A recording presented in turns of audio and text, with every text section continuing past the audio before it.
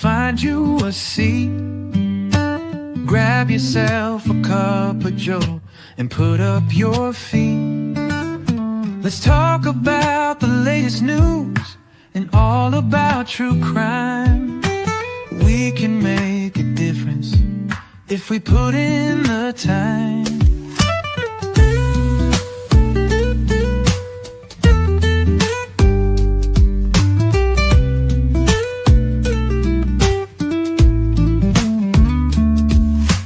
Good evening, come and find you a seat. Grab yourself a cup of Joe and put up your feet.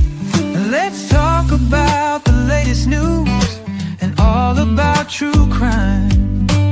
We can make a difference if we put in the time.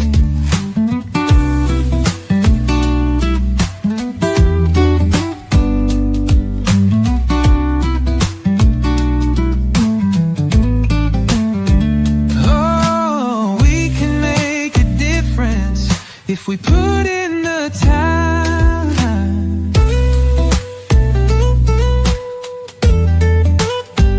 Yeah.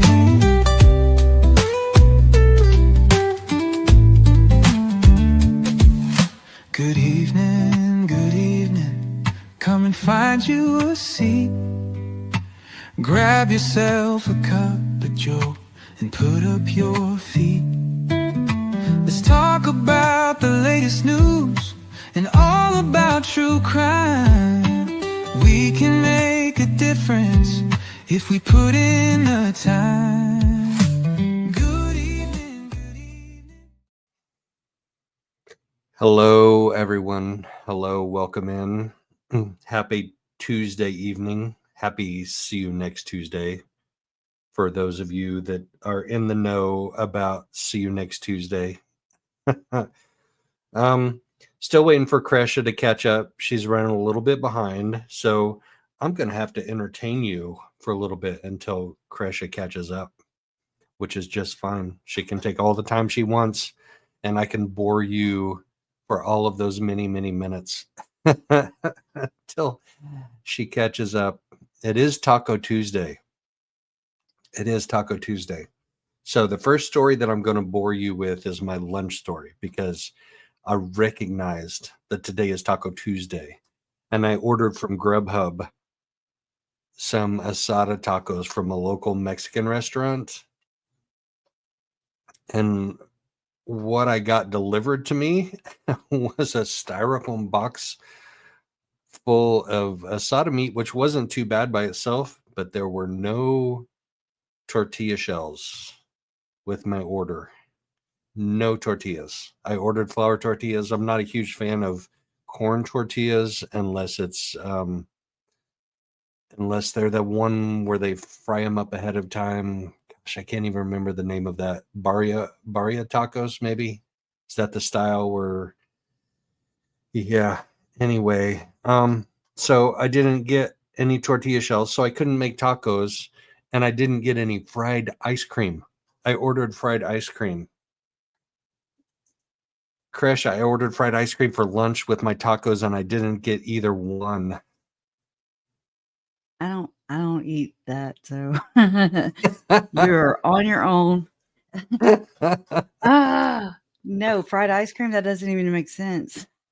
It doesn't, right? But it's so No. good. Oh my gosh, it's so good. Well, I'm titling to stream to my channel too, so I was like trying to Okay. hurry up.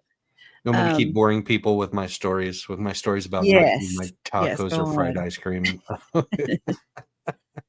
Just because I don't, venture doesn't mean that it's not good. I'm just saying. Yeah, no, yeah, Deborah, I didn't call them, so it's Grubhub, so it's like an online customer support thing, and they did give me a full refund for my entire meal. So kudos to Grubhub for like stepping up and that, but it didn't put any fried ice cream in my belly.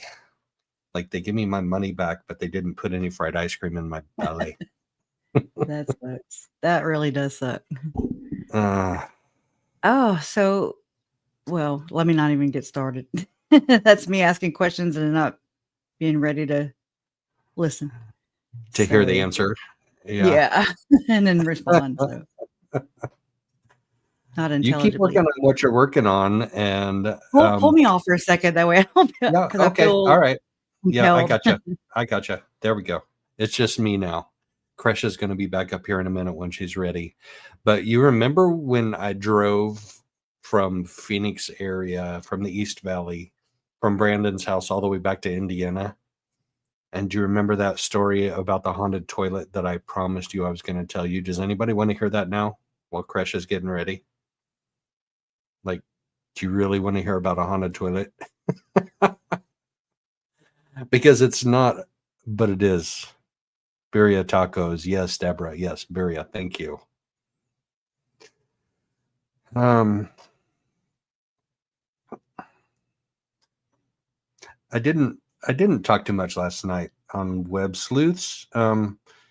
Just because, so there are some very, very divided opinions. This is actually more interesting than a haunted toilet. Okay. All right. The vote's in. We're going to hear about the haunted toilet after we hear about why I didn't talk much on Web Sleuths last night, because it's a polarizing topic what Nate did to get that interview with Lori. So he put money on her account. He put money on her account in Idaho to be able to talk with her, and he put money on her account, and it didn't have to be very much. It's like 50 cents a message. And yes, I know this from personal experience. It's like 50 cents a message to message with inmates. So he had to put money on her account so she would message back, and they talked for a while she was in Idaho. Then she got extradited to Arizona, and he hadn't heard from her in a while. And then all of a sudden, out of the blue, she's like, "Can we talk as friends?" He's like, "What does that even mean?" But he did. And I honestly felt like, my personal opinion, like he asked her some tough questions that she hadn't been asked in her prior interviews. But he also had to do a little bit of, like, I mean, he shook her hand when they walked in. When she walked in, he shook her hand. So he had to shake hands with whatever you want to call her. So yeah, it's a polarizing topic, and that's why I didn't comment on it a whole lot last night, because I know that Kresha and Megan have their own feelings about it, and they're 100% entitled to them. And I wasn't going to step on those toes last night. And I know Trisha had her feelings about it too. She's like, as a reporter, we're trying to report on the news. So we got to do what we got to do. And I'm 100% caught exactly in the middle of both of those arguments. I'll tell you right now, I'm caught in the middle of both of those arguments because I am a reporter. I was one of the first reporters to bring out the fact that juror number 15, Carl, made the statements he did after the fact on Fox 10. And obviously I'm not the only one. But in that position, when you hear something that could possibly be mistrial information, what if you bring that out? And what if it does cause a mistrial? What if everybody has to go back all through this all over again? Oh, wait, the haunted toilet. Okay, gosh darn it. I'm getting into the heavy topics right now. Kresha, are you ready to come up yet? Give me like the one sign. No. Okay. Kresha's not ready to come up. So we're going to hear about the haunted toilet. Now we just heard THX. Hey there. Haven't seen you in a minute or two, THX. Thanks for dropping in. Thanks for listening. So when you're a true crime reporter and you're in a trial like this that has so much emotion attached to it, and you get to know people like Kresha and Megan, and I haven't gotten to know Kay, but I got to meet Kay, and I got to see Brandon and Colby and all these people that are so emotionally invested in the outcome of this trial. What do you do in situations like that? Are you a reporter, or are you something in between a reporter and not a reporter? I don't know. Like when when the defense attorneys came down, when Robert Abernathy and Pamela Hicks came down the handicap ramp on verdict day on June 12th, and they were swarmed by the media. I didn't go join them. When the jurors came out of the courthouse back in April from the first trial, I didn't go swarm them. I couldn't do it. I just couldn't bring myself to do it. All right. So let's hear about the haunted toilet. Doing my teeth. Other than that, I'm like, come on, let's go. No. Yeah. Hurry up, I've been waiting on you. No. So No, I thank you for that. promised a story about a haunted toilet. So when I drove back from Phoenix to Indiana, I went up one particular route and there was construction traffic. So I turned around and I went up Arizona Highway 87 through Winslow. I almost hit a couple of elk does that were in the Coconino National Forest. They were like trying to cross the road and they didn't see the cars coming. And they were like, oh, should we go or should we not go? And I'm like slamming on my brakes saying, don't go, don't go, don't go. And they didn't. So thank God for that. And thanks for all the prayers for my safety on the trip. It was a successful, safe trip. But when I got to my first stop, I was trying to get to Albuquerque. I didn't quite make it. There's this little town called Grants, New Mexico, west of Albuquerque. And I stopped, and it was like a Best Western adjacent motel. It wasn't a hotel. It was a motel. It was full stop a motel. Like there was some dude hiding out in the back parking lot, like he was selling drugs back there. And I was like, all right, I'm turning on my alarm on my car. So I get checked into the hotel. I get up to my room. And y'all are going to have to bear with me for a second for some very juvenile humor. So my son, number 2, used to travel a lot for me for work. And when he did, he would do hotel ratings, and his hotel motel ratings were based on how well he could see the television from the toilet. Like if you could watch TV while you're sitting on the toilet, it was a 5-star motel. Sitting on the toilet. Sitting on the toilet watching TV. Yeah. So the first thing, so one of the first things I did after I got checked in, after I got my laptop set up, and after I got connected to the Wi-Fi and all of that stuff, I didn't go use the toilet. I didn't need to use the toilet, but I did need to take a picture of the TV from the toilet to share with him so I could give him a 0 rating because you couldn't see the television from the toilet at all in this motel room. So it was a 0 stars. But I did that. So I sit down on the toilet seat just to take a picture. I didn't even flip the lid up. I left the lid down, and then I go back to my computer and I start doing my thing on my laptop. The toilet seat out of nowhere flips down. Like we all know what a toilet seat sounds like when it like gets flipped down from the upward position. And I know that I never raised that toilet seat at all. Of course you didn't. I didn't. Of course you didn't raise the toilet seat. We knew about it. Just kidding. Now you do know about it. And it flips down like out of the blue. It just goes kaboom. We knew. And I walked into the bathroom and I'm like, what could that noise have been besides a toilet seat? Like, did I leave shampoo on the side of the bathtub? Did I leave soap next to the sink? Like there's no mistaking that noise. I knew what that noise was. Clank. Yeah, it's got a very distinct noise. Yeah. So that's it. That's my haunted toilet seat story. They are portals, I heard. I'm serious. Like I really did. I was like, no way. It was on a serious show. And I was like, what? Anyways, for what it's worth. So Lori everybody was has trying one. to reach me. Yep, Lori was trying to reach me. Toilet talk. Yeah, for sure. It's so hot in here. So I'm already dying, but enough bitching, right? Enough bitching. I don't really know how to broach tonight, so Do you I've want me to never just get into been David great at Hamlin? gambling. Yeah, I've never been great at it. I've never been able to just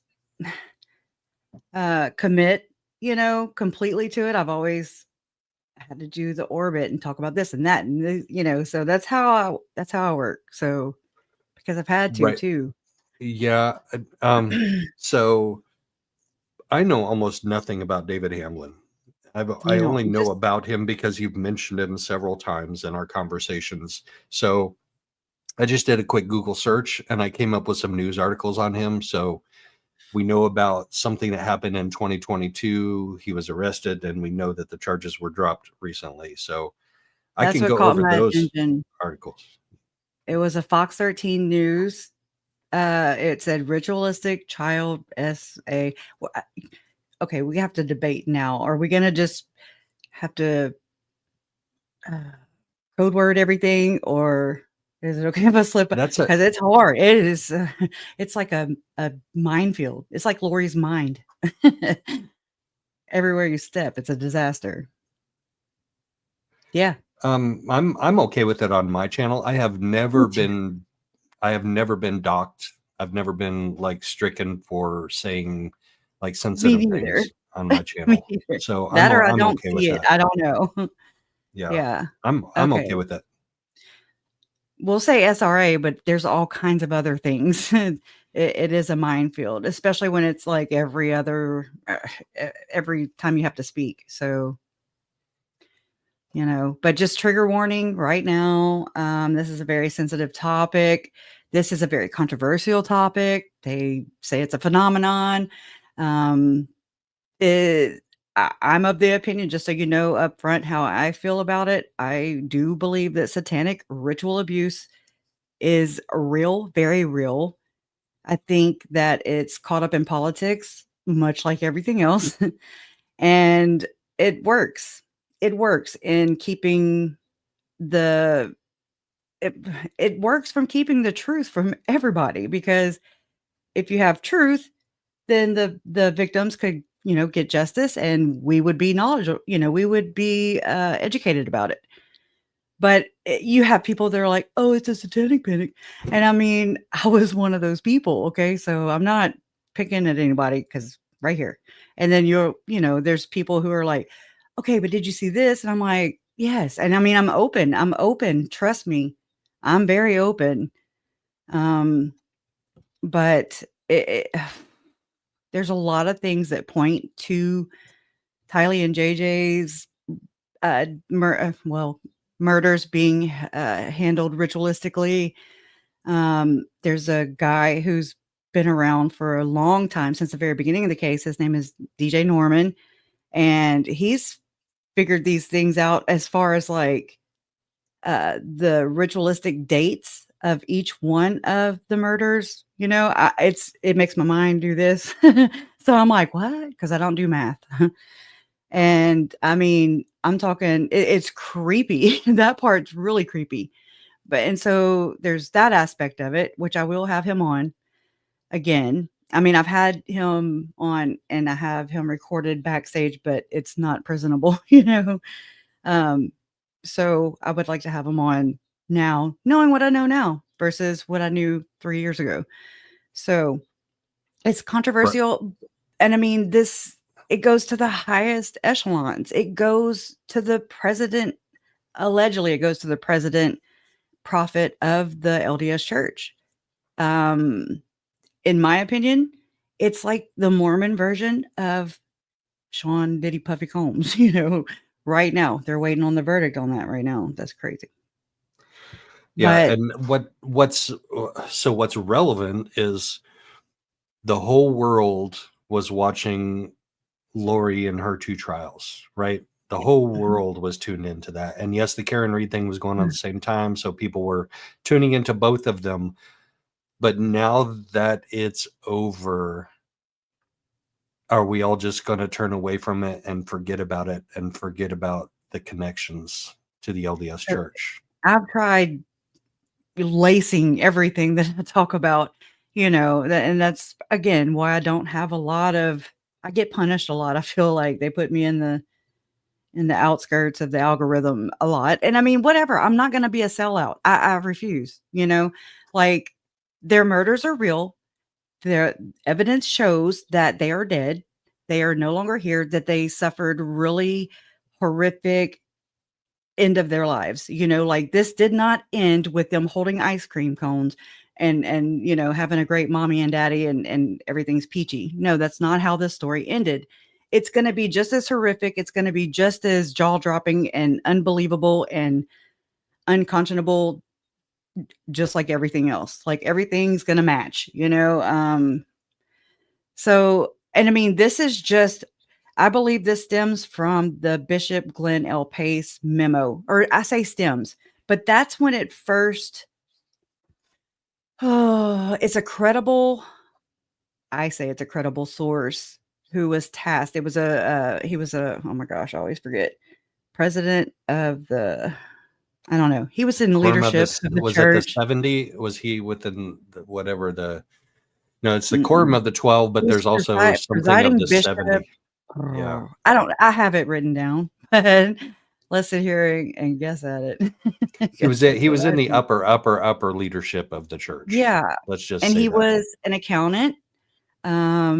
Okay, so that's his regular day job, and then he was tasked by the Strengthening Church Members Committee, which SCMC, okay, which I'm just gonna be real with you, I mean, without having to look up the definition of it, for the church, but I mean, I will. It's a department that was created in the church to basically, in my opinion, spy. And not just my opinion. Go look at Reddit. Ex-Mormons are of the opinion, it's just to kind of spy on members. Maybe they saw. I would think because of the Strengthening Church Members Committee, they would have known damn good and well about Chad Daybell. They knew about Julie Rowe. They knew about Tim Ballard. There's just all these different characters they know about. Um, and oh, I have an announcement too. I went to look at a DM the other day that somebody had sent me, and they'd sent me some links back May 6th, and I was deep in the trial. So I caught it late, but I clicked this one thing and it led me to Tim Ballard's X account or whatever. And it was a post that he made. And so I'm X.com dumb. Okay. I'm Twitter dumb. Okay. And anyways, I looked like you can see how many you can comment on Tim's comment. You can share it. You can, retweet it or whatever. And it didn't give me those options. And I was like, what the hell does that even mean? Why is it like that? And I'm just curious and I like to push buttons. So it said this user has blocked you. And I was like, yes. All right. So for what, maybe it was an accident, but I'm just saying, damn, I didn't even really dig into him yet. Like, I mean, I Yeah. have.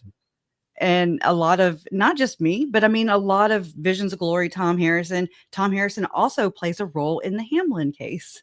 It's just so crazy how he's just so busy here on this earth in this life. He's busy. He's a busy bee.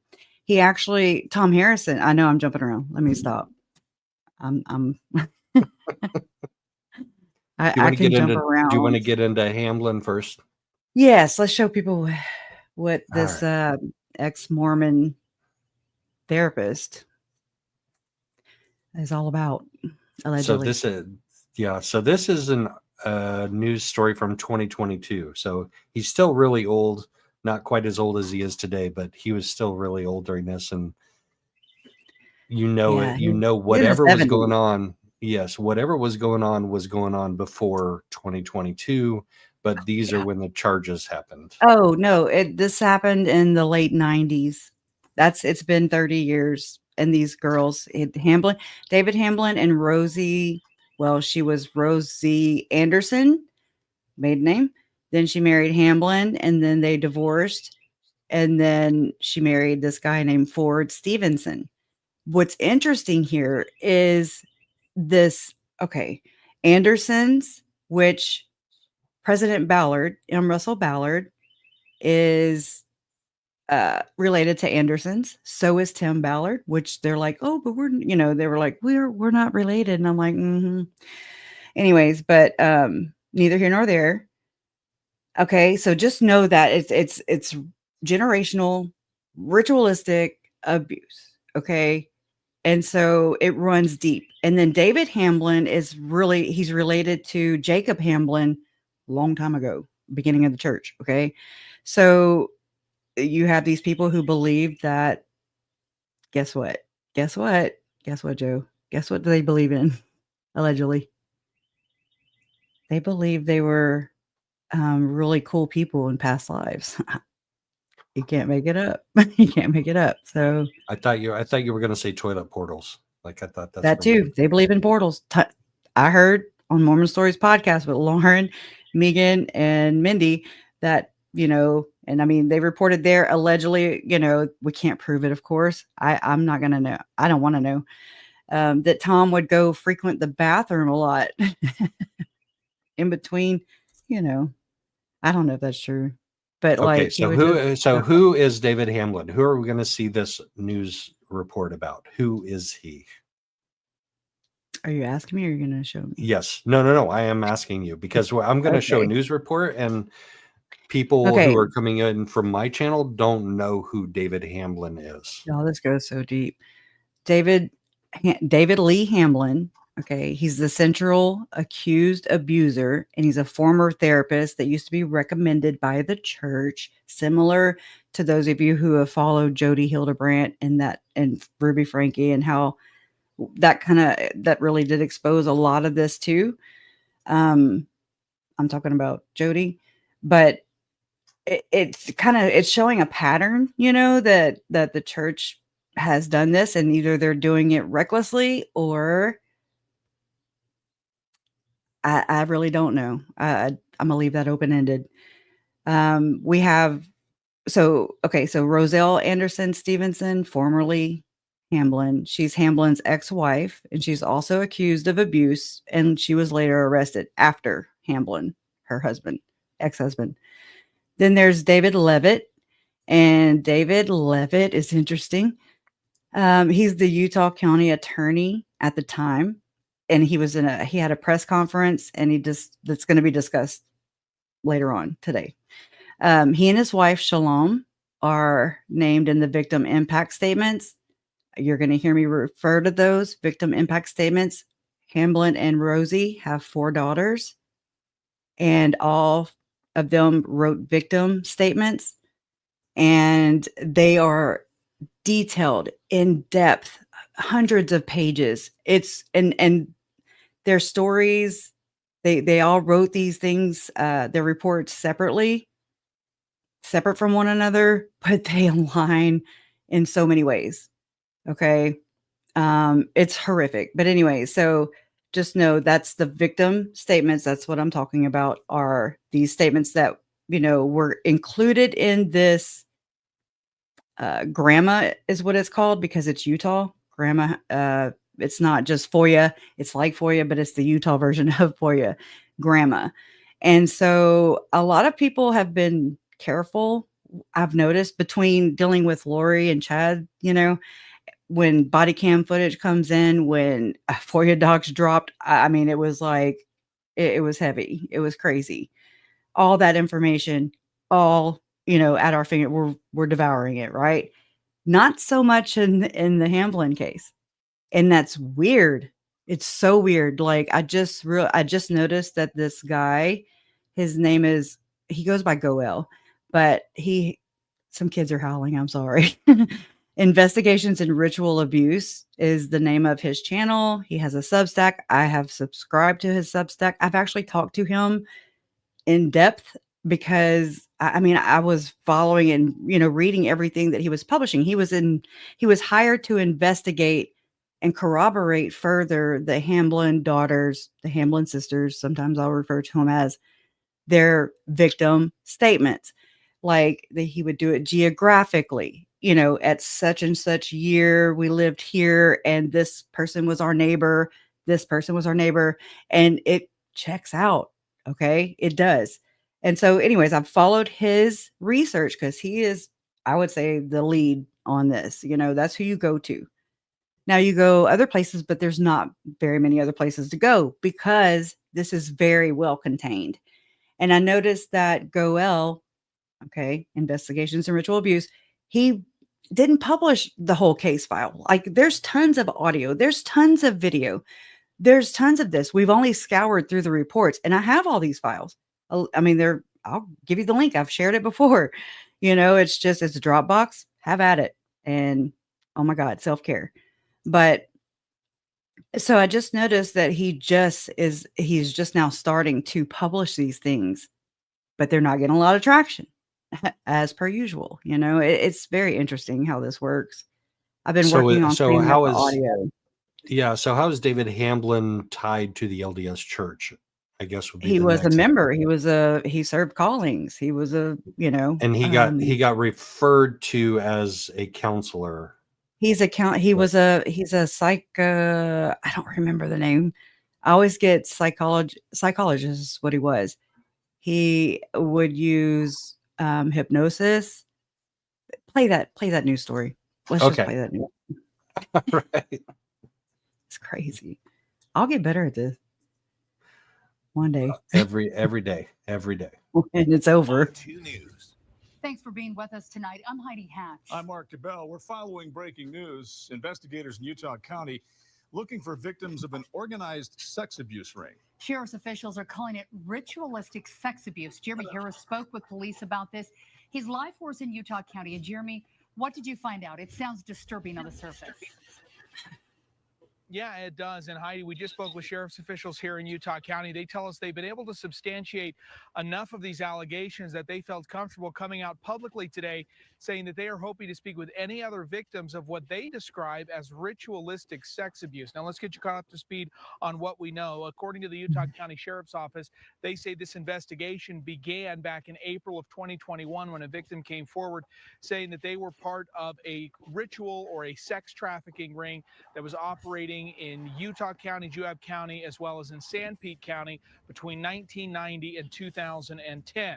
From there, investigators began looking into it. They say the allegations are credible, and they're hoping that more victims will come forward. We just spoke with the sheriff's officials here. Here's what they had to say.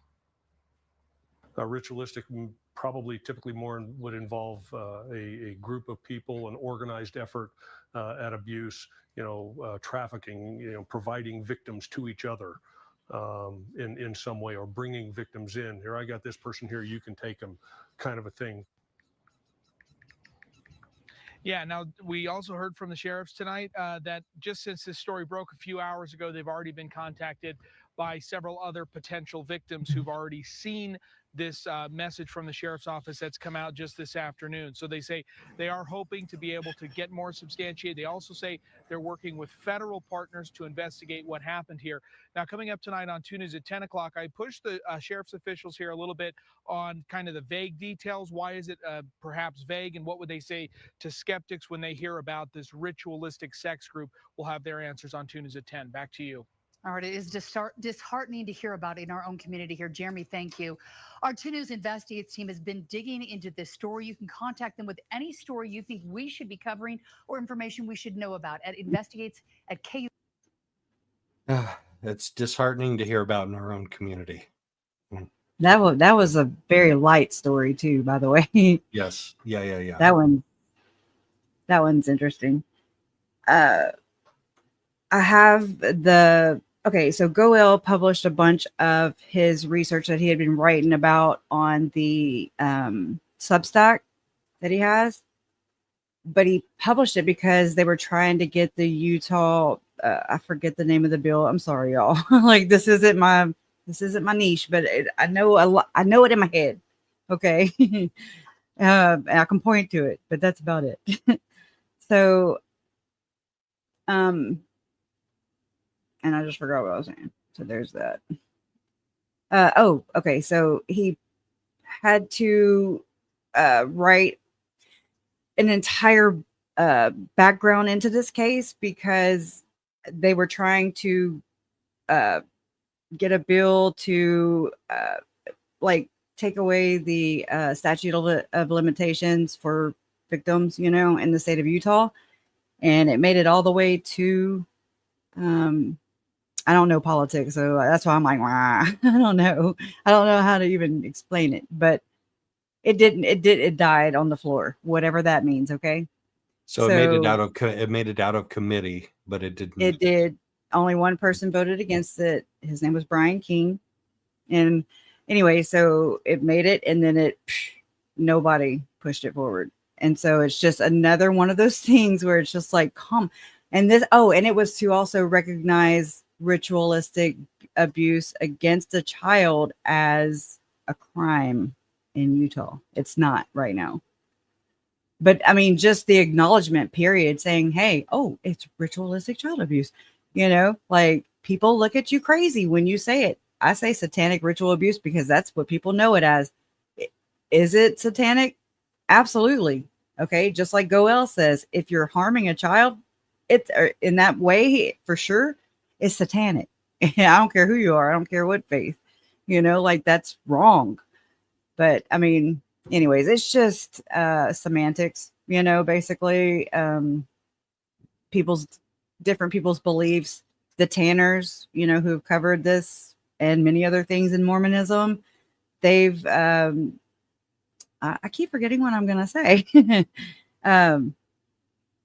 They always said in their write-up of all this stuff that it doesn't matter what we believe in. It matters who they believe in and who they worship and why they're doing what they're doing.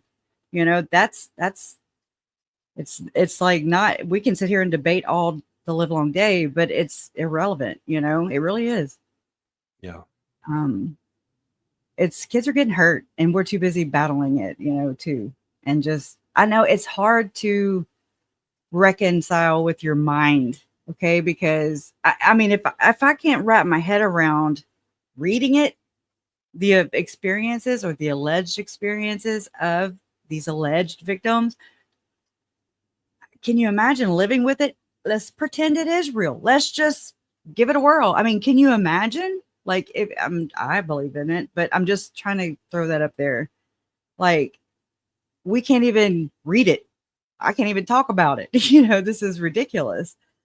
But I really think the beliefs tie in a lot with what Lori and Chad and Melanie and David and Zelima and Melanie and all the people, because there are so many more people.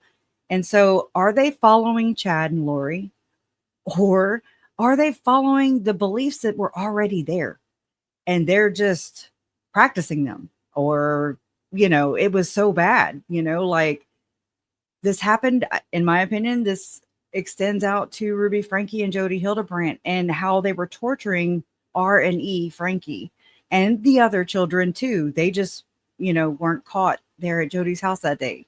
But some of the older daughter, for sure, 2 of them, I think, were also going to Jody's house. And there's also, anyways, I know I'm trying to contain myself, but it's hard with it because it all relates, because yes.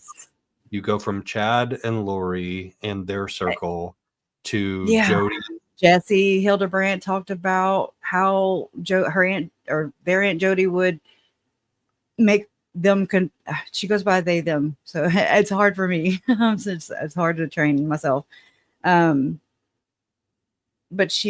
they would say that their Aunt Jody would force them to confess to things, just like what happened with our Frankie and E Frankie. And I mean, of course, that's Jody. Of course, you know, that's going to track, you know, in my opinion. But the same thing happens with Hamlin. Yeah, exactly. That's what I was going to say.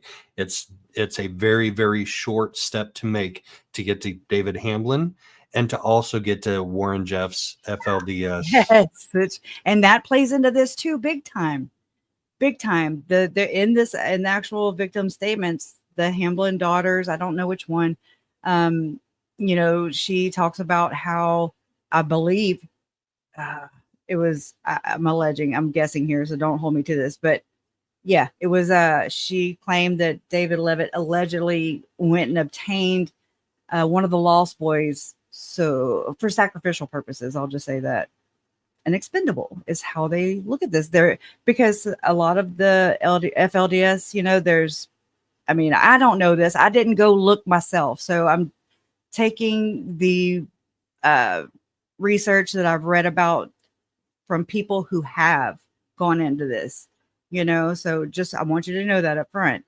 I've not been able to venture far into the FLDS because that's not where Lori and Chad led me. You see what I'm saying? So no matter what, this is a wide spider web of connections and affiliations, associations, same beliefs, but kind of different styles. I don't really know what to call it, but it's gross all the way around, you know. One Right. child. And just because the LDS Church comes out and Oh yeah. disclaims Chad and Lori and disclaims the FLDS and disassociates themselves That's with it their does word not against mean, them. yeah, does not mean they're not associated But in any way. according to Lori yesterday, she said as far as she knew, she was still a member. So there's that. Because I've been hearing people saying that she's excommunicated. We did not know that. Chad was disfellowshipped 2 days after the pretrial hearing, his pretrial hearing that he had in August of 2020. The church sent out a disfellowship letter to him and, you know, disfellowshipped him right then and there. Why they waited till then is interesting, because Chad was also serving a calling. A lot of people don't want to say that, but he was serving a calling. That means that, I mean, when Heather Daybell testified to the fact that Chad Daybell, she would see his vehicle in the parking lot of that same church that was 2.6 miles away, that meeting house, okay? Right there where Alex laid in wait, okay, to kill Tammy, allegedly, whatever. I don't say allegedly anymore. That's where Heather Daybell would see Chad's vehicle after hours, off hours. She's, you know, was like, he shouldn't be riding there. I agree. But what else is he doing? Like, I'm asking this because I need to ask that. First off, everybody needs to be asking that. That's not normal. You know, it caught her eye. She testified to it. You know, she brought it out. She exposed that. I respect her. Pot stir, you know, pot stir. But so there's these allegations or rumors, I guess I'll say, that I know y'all have heard me say this a lot lately, but rumors that Ian and Chad sacrificed a cat in the meeting house. For what it's worth, I don't know. And I was not there. Right? So we don't know this. And so I'm just saying that they're unsubstantiated. I don't know, but that just kind of tracks with everything else. Then it also suggests that maybe Ian and Chad maybe knew each other a little longer. Just some questions. When I talked to Goel with Investigations and Ritual Abuse, his big thing was Chad being a cemetery sexton. And I was like, what? I mean, I guess I had been desensitized to that fact. You know, at the point that I talked to Goel, and he was like, and you can read it in these reports from these alleged victims of Hamlin and others, that they do a lot of this stuff in the cemetery. And I'm like, oh my God, you know, like, I'm just like, where does all this happen? You know, like, I don't see it. So just because I don't see it doesn't not validate somebody else's experience until they give me a reason not to believe them, you know, when things aren't aligning. And, you know, if it's false evidence like Lori, it will crumble around you, you know, just, Yeah. Well, I'm you just know saying. what it gives the church, like church officials and church members, like everyday church members, like my family and my friends. I have several friends and family that are everyday church members that are really good people. Yeah. This is all. It gives them plausible deniability. They're like, are you kidding me? They're doing stuff in cemeteries. They're sacrificing cats in the chapel. There's no way. They're abusing girls, and They bishops killed are kids. abusing I girls. mean, come on now. They kill kids. I think a cat really isn't, a far stretch. Yeah. And then we know that Chad doesn't, but that doesn't make sense. Chad doesn't like dogs. I remember Emma testifying to that, and we were like, what? Yeah. So why would you? So maybe he didn't like cats I'm either. just saying the cognitive dissonance is the Yes. issue, because they will You're really good they at that. they will they will hear something. I used to hear some. Well, I still do. All of us Yeah, we experience all do. cognitive dissonance to some extent, but when it relates to the LDS Church, they will hear something that's just like so far out of their Shut it off. belief system that they're like, can't happen, didn't happen, wouldn't happen ever. Yeah. And Yeah. I know brother so and so. I know elder so and so, and they do this Exactly. vouching thing, and it really sucks. I mean, I've seen that, and I'm not in the church. I've seen it from right here. I'm like, oh. I mean, they even do it when they're trying to get, like, when Lori and Chad were hanging around with Nancy James, Mike James. We have screenshots. Janelle knows. She knows. I mean, she would. Nancy would do a lot of calling dropping. Okay. Like, oh, my great grandfather's stepdad's mom was such and such. And I'm just like, was the Relief Society president. Yeah. I mean, no, I don't know if she was, but that No, that attitude, yeah, that right. attitude, a snooty tootie who is just like, don't you dare question me. But that's kind of, I've seen that, and not just Nancy, so whatever. I'm just telling you as an outsider what I see, and it happens. And I mean, Lori still does it, I mean, she still does it. It's interesting to see that happen and just see it in different lenses, but right. And see, okay, so what's interesting and what ties this all together is that she will sit there on a television camera in front of a reporter like Nate Eden or the other interviews that she's done, and she will flat out state these things that normal everyday LDS people would not state on camera ever, as if it is as if it's canon. Yeah. I mean, nobody knows that. Not her prophet, not anybody's prophet, no prophet, actually, literally no prophet, non-prophet. Nobody knows what's after this life. I don't care who you are. I don't care if you died 11 times. Chad, one thing he could have done, in my opinion, and I'm sorry, but he should have whole ass died. Okay. He's half-ass died, and allegedly, really, I kind of get the sense that Chad, like Julie Rowe, like probably Lori, okay, Chad would say that, okay, he plunged off of a whatever 150, however many. I know that's not the right number, but he jumped. He did a belly buster. He belly busted the damn water, and then that was a near death experience in his mind. Years later. So it's just like, okay, but this kind of plays into this same thing that David Hamlin's into. Hear me out, okay? So, and I'm just reading from Investigations in Ritual Abuse, this report, okay? And it's an introduction. It says, David Lee Hamlin was a central figure in that abuse. As a clinical psychologist, he allegedly utilized his expertise as a therapist and a ritual abuser to train, that's a key word here, train parents and children within his group in ritual abuse, with a special emphasis on training children to comply with ritual abuse. I mean, think of all the dissociation that was going on with just Tylee and JJ. Think about R. Frankie and E. Frankie and how they were found. Do you see you'll see. Okay, so this is the interesting part right here. This is actually probably one of the cruxes of this, besides the alleged, elitism and all that stuff, being special people in past lives. But okay, so this was done through the creation of what he called parts, or specific personalities designed to fulfill a certain purpose within the group's scheme of abuse.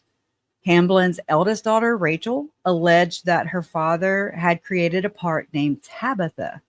And I say it like that because when Lori and Charles came in one time to Lake Charles. I don't remember when this was. I couldn't tell you. Probably 2016 if I had to guess. Well, now I'm thinking about the timeline there. Okay, so JJ, they had adopted JJ by this time. Lori said that her and Charles, my uncle, were going to be adopting JJ's half sister. So they would have shared this. They shared the same mom, but my brother was not the father. Does that make sense? And she said to me that she wanted to name her Tabitha. And I was just like, didn't mean anything to all this stuff. I'm like, oh my God, thank God that adoption didn't go through, because there would have been 3 graves, in my opinion. And so JJ's half sister is alive today. Thank God. But that Tabitha thing is just a unique name. I knew one girl growing up, her name was Tabitha. And I mean, it's just one of those things that I'm just pointing out. So Hamlin's eldest daughter, Rachel, alleged that her father had created a part named Tabitha, which cued her to comply with his demand to perform sexually for her parents and other parents within the group. And the utilization of parts was clearly designed to induce dissociation within the children of the group so that they would be responsive to the demands of adults in mental, physical, and sexual contexts. I want y'all to think about Barry, Melanie Boudreaux, and how Steve alleges her dad, Steve Cope, alleged that his daughter went to go live with, Stacy, her mom, but Stacy and Melanie went and stayed with Barry and Janice. Whenever he got Melanie back, she was wearing a hat all the time, a baseball cap. She was had a baby voice, like she was like 6, but she was talking like she was 3. So there's that. That's an interesting parallel to how Lori does with her baby voice. How long has that been going on? Then she demanded to be called, I want to say CJ and Bobby, or no, Alex and Bobby, which Alex is her uncle, just like, But I mean, he said something clearly happened to my daughter, did it? I have my hunches, but hey, that's her story to tell. I mean, I think I really do think that's what's going on here. Really. And then there the are talking so many movie line. Yeah, there's so many stories to tell. I mean, you got the David Hamlin's daughters stories. Yeah. Like how similar are those to that, I mean, I don't know, because I don't know. I mean, who's really truthful out of these people like Lori and Judd? I mean, they're like, nothing's wrong, everything's great. No murders happened here. I mean, that's what we're dealing with. So, but knowing from documents we have read that are available online, by people like Steve Cope who filed it. I don't know. I'm just taking them with a grain of salt and just trying to understand how this could possibly work in the same scope of the LDS Bishop Glenn Pace memo that came out, and he alerted the hierarchy in the church, because that memo was never meant to hit our eyes or ears. It was a internal memo, if you will. And it was leaked to the media back in the day. The Tanners got it. Anyway, so but how do you think that happened? Do you think it was Glenn Pace himself that leaked it, or do you think there was somebody else in the church that read it and is like, I think it was somebody else that was like, oops, oopsie. And I mean, thank God. Thank you. I mean, thank you, leaker of the Bishop Glenn L. Pace memo, if nobody has told you. And I mean, that's from within the church. That's from within the church. They tasked him to do that, to interview 60, and he did actually interview more. We found out after that. Now it's off the record, but whatever, take it for what you will. But all these alleged victims coming forward and saying, hey, and I mean, they're all LDS. They're all along the Wasatch Front, the same area. where Julie was, where the Wasatch Wake Up is going to happen. You know, I mean, this is where Chad and Tammy lived in Springville. It's where Janelle has, you know, I don't want to give that away now. I'm sorry I said that. I'm not trying to dox you or anything. But Ruby and Kevin, that's where they were raising their family too. I mean, these things don't happen in a vacuum. They don't. I think we might think they will. They do, you know, because we're unaware of them. But I don't think that's how that works. So, yeah, that was a really good point that Mike Watkiss made on his interview with Lauren. Yes, I love him. I do too. Oh my gosh, that interview was amazing. Oh my God, Joe, I do want to reach out to him because I was like, yes, this is a bigger thing. This is not just a one-off. Oh my God. I've been saying that about Tylee and JJ this whole time. Yeah. And he thinks along the exact same lines that you do about all of this. I mean, he just knows he's been on them, you know, for decades, you know, and for 40 years. He knows them. He knows their manner. Yeah. He knows their behaviors, you know, and I mean, it's unfortunately true a lot of times. So I'm going to say it again. Thank you to Lauren for letting me air that on my show the other day.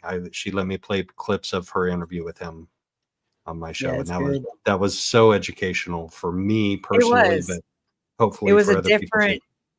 It was a different interview than what he gave with Nate.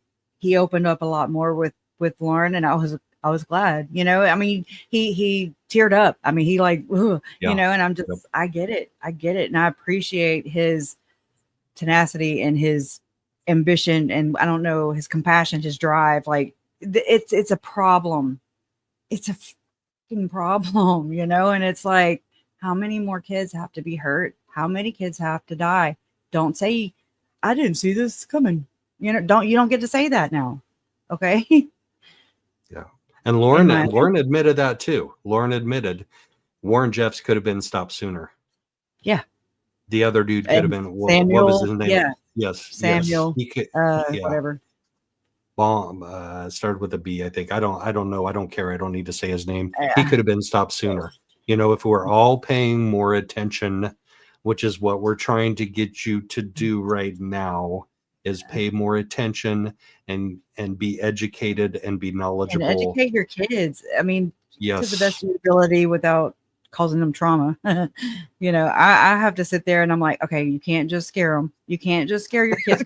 You've got, like when Silas was like, Mom, okay, I want to go to Boy Scouts. I was like, oh my God, you know, I gotta be a bitch right now. I gotta be a really big bitch right now. I think your head I think your head literally just spun around. It did. That was the point. That was the optics.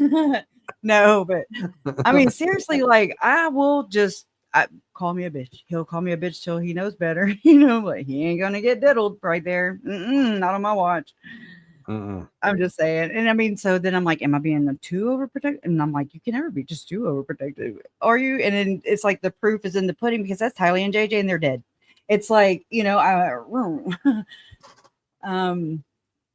it's the reality of it. It's the reality. Yeah. Yeah. And it sucks, but it is reality. And I think we need to cling to reality a little bit more. You know, and if you're raised LDS, you're kind of trained and taught to operate on the fringe of reality. Like you can believe certain things, but then at some point in time, you have to suspend disbelief and believe just what people tell you is true. You find out about December 25th. You find out about when you're missing a tooth. You find out whenever it's Easter. You find out and you're like, you know, well, damn. Well, I mean, that's just constant throughout life. So I was always, before any of this happened, I was like, well, how am I supposed to believe in God when you told me all these other people and characters existed and then they didn't, and then now you want me to believe in God? That's sets you up for, I mean, I believe in God, but I'm just saying it sets people up to disbelieve. You know, and then when you go do research into those holidays, you're like, oh, I get it. You know, I get it. It sets you up to believe what somebody tells you is the truth, like unquestionably accept that as the truth just because they told you. Yep. And I mean, your parents, you trust your parents, that's why I always kind of likened cult leader, to like, and I don't mean this derogatory, but like when you're a child, you're born, you're into your family, and your mom, and when my mom said something, y'all see her, you've seen her with your own two eyes. I mean, yes, ma'am, it was her word. That was it. She was God, in my opinion, before I knew any of these things, I mean, that's your source for comfort, your source for food, your source for everything. You depend on your parents, so it's just like, okay. So then once you get away from your family system, you're just like, oh, you start finding things out. In this case, it's like it was like hyper. I mean, this has been fast paced. I've crammed a lot of this stuff over the last 6 years. It's a lot. This is a lot of information.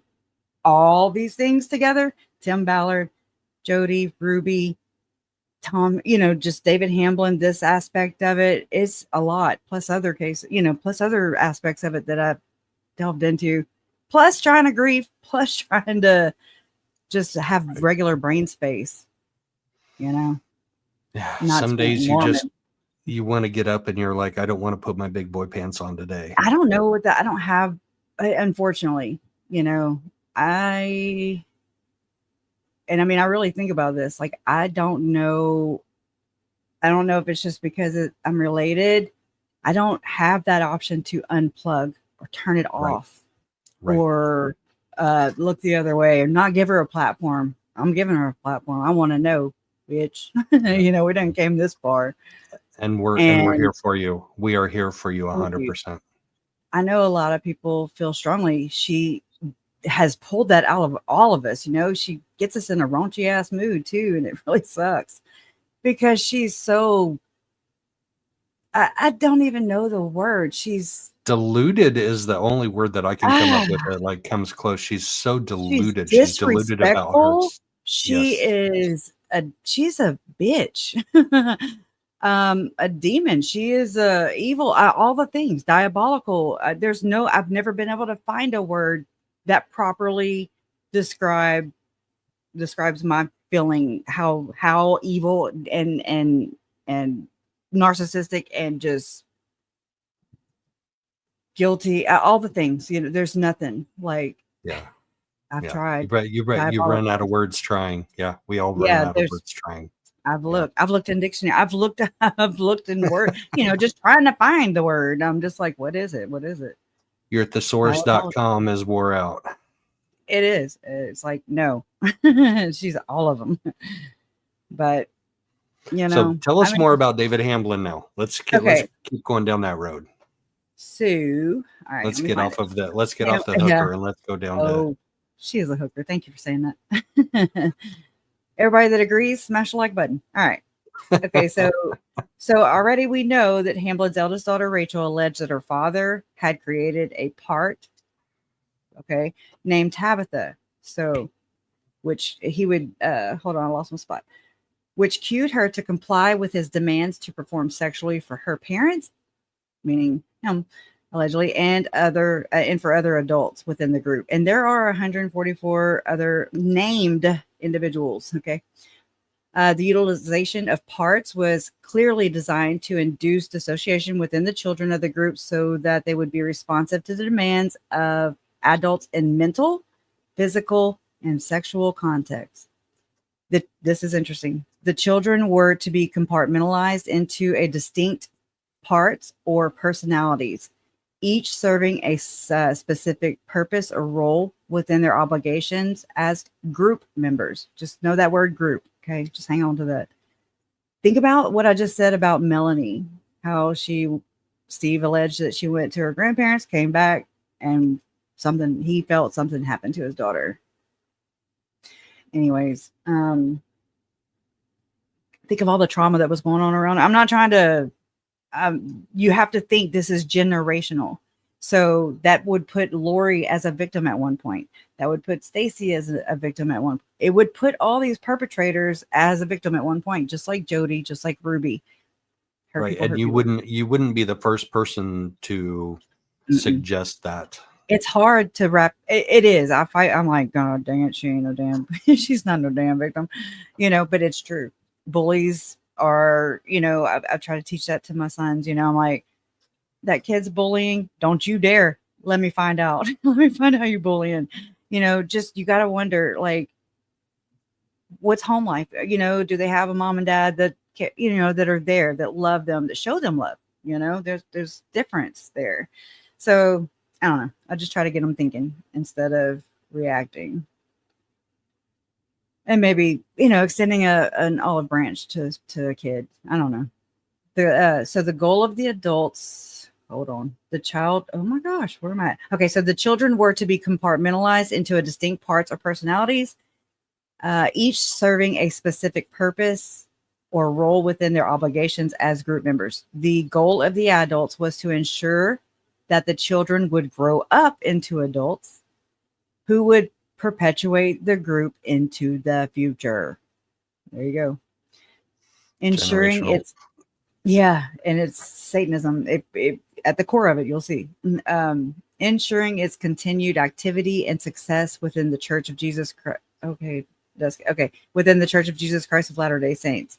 Members of the group, which referred to itself as the group or the LDS Church of Satan, were tasked with maintaining an outward and public persona as faithful Latter-day Saints.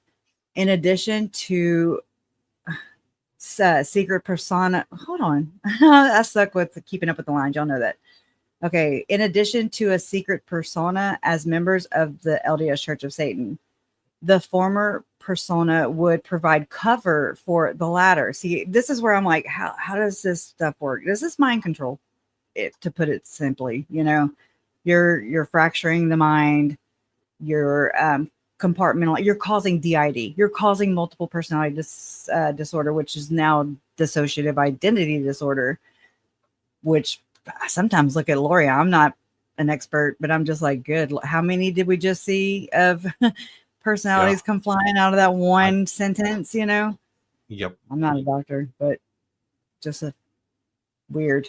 Anyway, so that former persona would provide cover for the latter, and the members would have the credibility and reputational benefits of membership within the LDS to immunize them from exposure for their activities within the CS. We'll call it CS for short. Church of Satan, which is the LDS Church of Satan.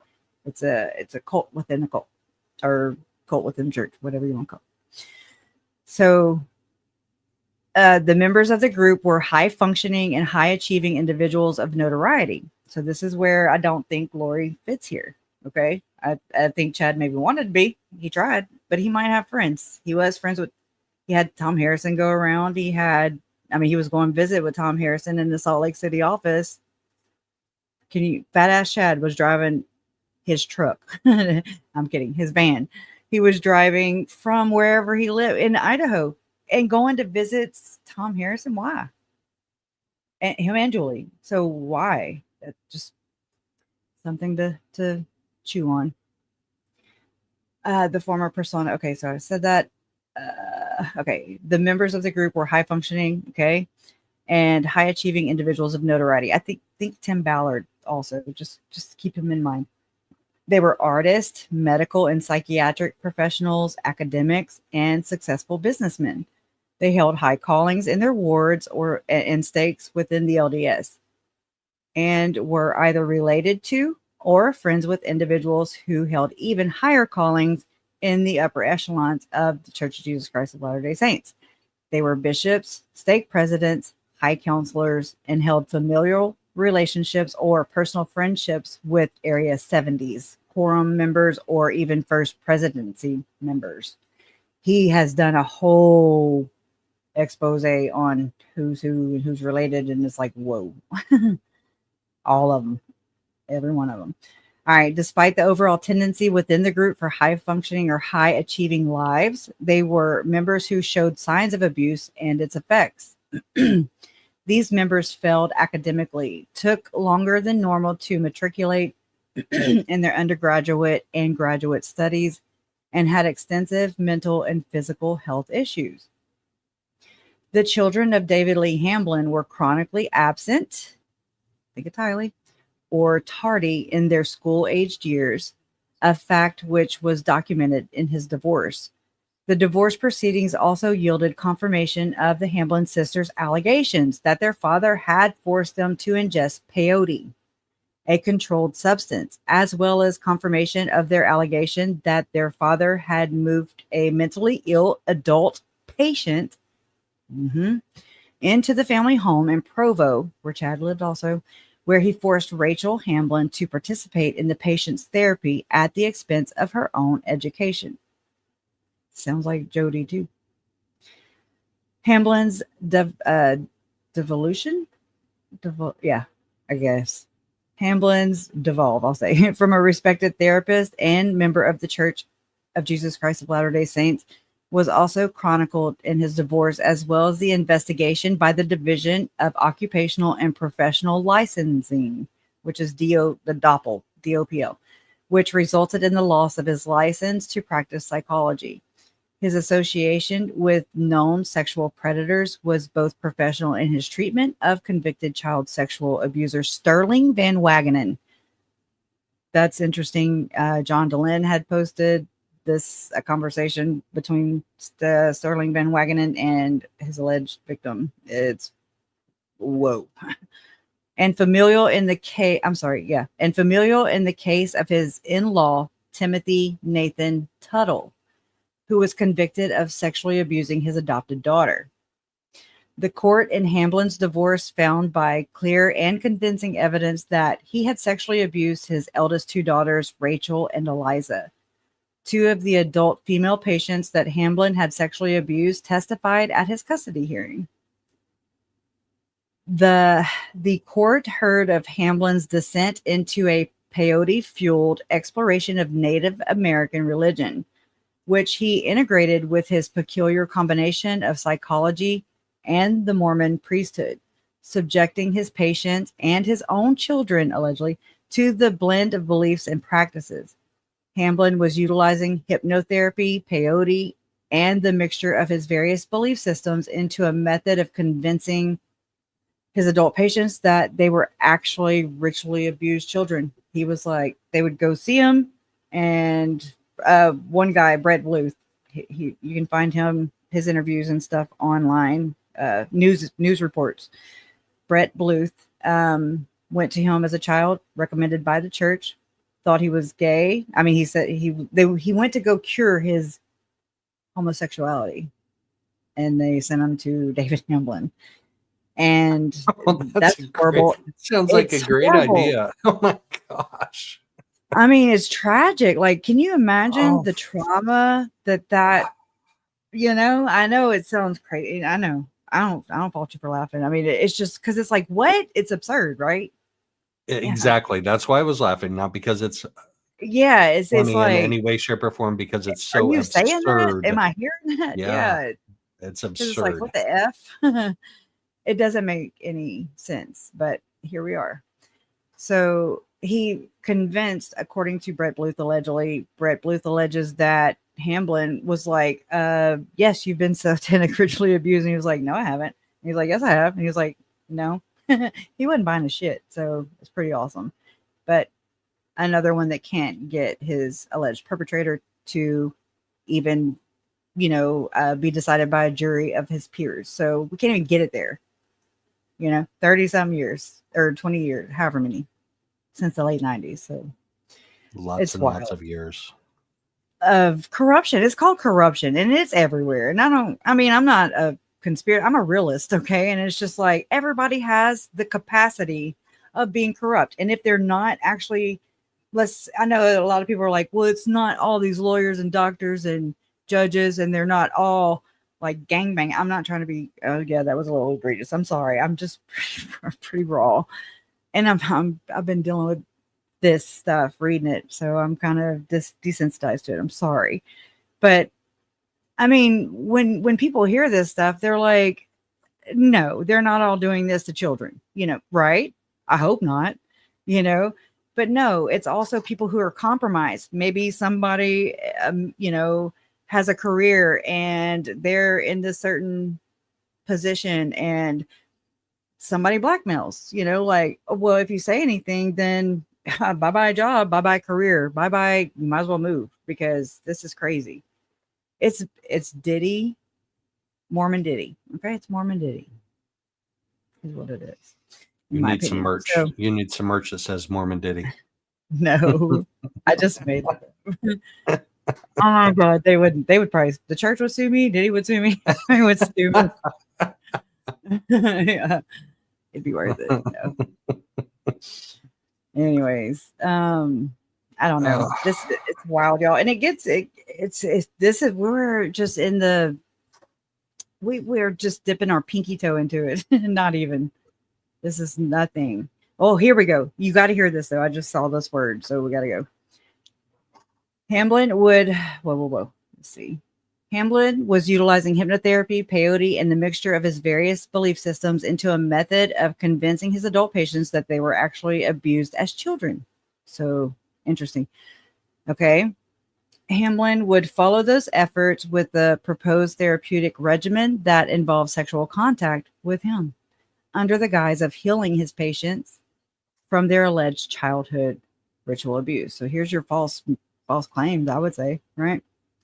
His male patients would be subjected to sexual contact with Hamlin under the rationale that, here we go, this is the no all be all right here. This is one of those core things that I've seen in other cases, not Mormon, but practicing dark inverted beliefs, if you ask me.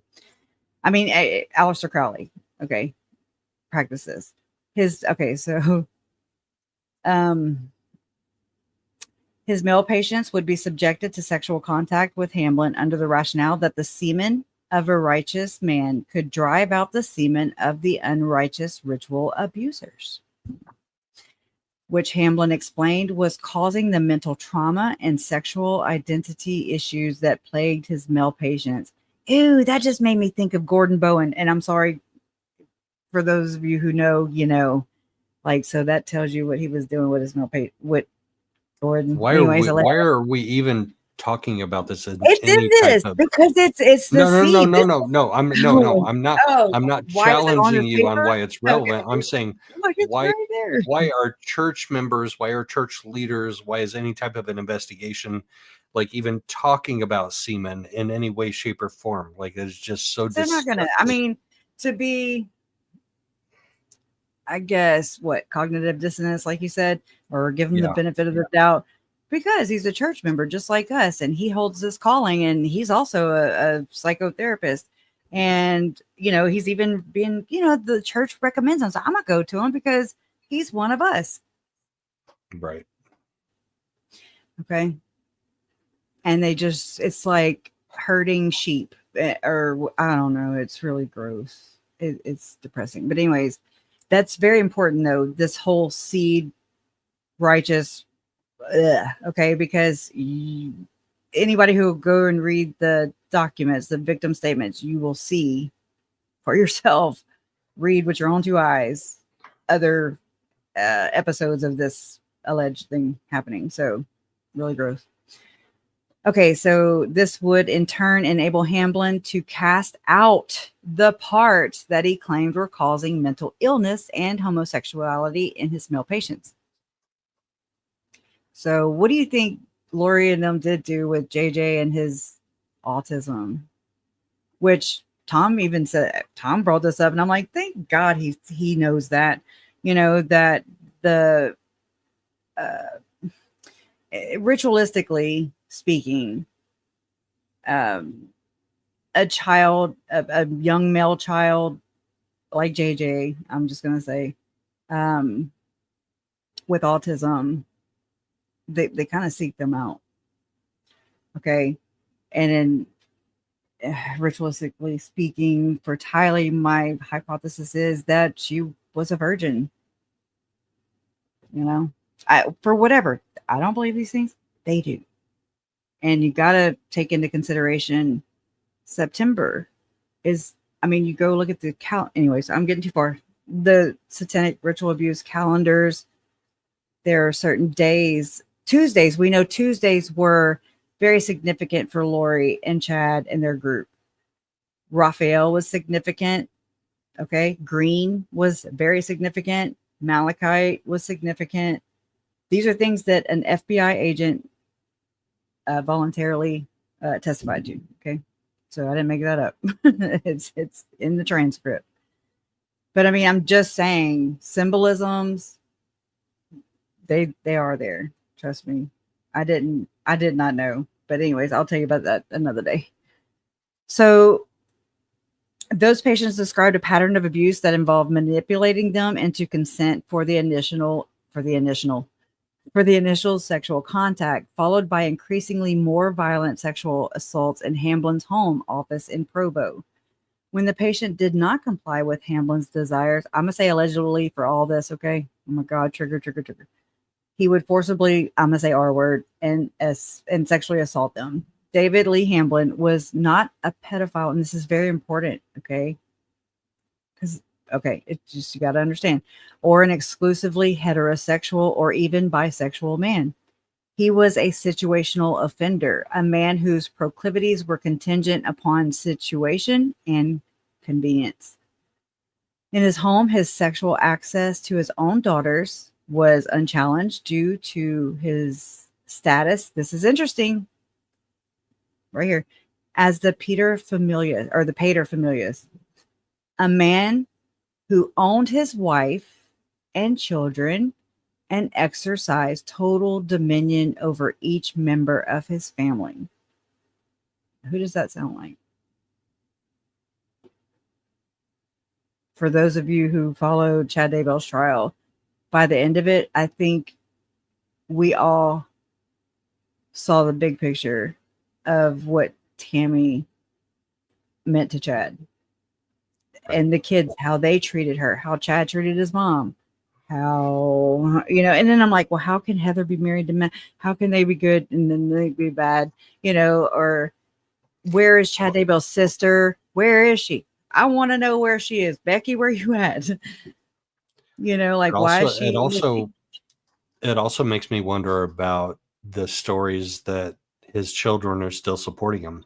Yes. Does he go back to that relationship? Yeah. There are different roles in this. And I'm like, oh, that's Melanie Gibb. Oh, that's, I've done this all these years now, just trying to figure it out. I don't want to force it. I can't be like, hey, this is it. All right. This is it. All right. You have to, shift your belief to mine. No, that's not. I don't have a belief. It's very wide and it's changeable. It's always open and fluid. So just trying to figure out if it's not true to Tylee and JJ's story, at least I will have spoken about it. We will have discussed it. We will have, it is to somebody's story. It's true to somebody's story. I'm sure, I don't want to silence victims. I don't want to be one of those people, Where did I put that? Okay, there it is. Okay, so I keep saying, I always say Peter. I don't know why. Not Peter, but pater familias. In his home, I'm going to read that again. In his home, his sexual access to his own daughters was unchallenged due to his status as the pater familias, a man who owned his wife and children and exercised total dominion over each member of his family. And okay, his wisdom in such matters was unchecked, and members of the church, or the LDS Church of Satan, would routinely invoke, quote, the wisdom of parents, unquote, which decreed that parents knew what was best for their children without question. And I pause there because the wisdom of parents. Lori says in one of the first audios that came out, her and Melanie Gibb, I'm gonna be a warrior. If it comes at you once, if it comes at you twice, that one. Okay. She also says that this was with Jason Mao, I think. She said someone wise told me to go to the temple. And so I did. Well, in the LDS Church of Satan, or at least this belief system right here, they refer to their parents as someone wise parent, the wisdom of parents. Just saying. which decreed the parents to do what was best for their children without question. So that's there. This wisdom extended to total control of meaning itself in semiotics and semantics. The symbols utilized by the LDS Church of Satan's membership held a common meaning with universal significance among Latter-day Saints. In the hands of the CS, those symbols held a hidden meaning conveyed only to the members of the group. The meaning of language held the same dual purpose.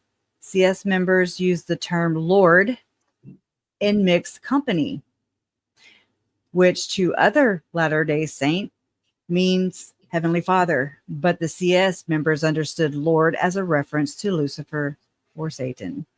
Yeah, I've talked about that a lot, and I don't know that a lot of people understand me. That there I are don't know if they certain get it. terms, Yeah. there are certain terms, I'll call them dog whistles, that Yeah. are that the LDS use on a regular basis that means something completely different to them than they mean to the rest of the Inside speak. Christian world. Yes. And I'm telling you, this is the mother lode of the dog whistles, because we got Glenn Beck, who's like, Constitution's hanging by a thread. But then, well, I don't want to, I'm saying it because I'm not political. President Trump said it too at her LDS thing.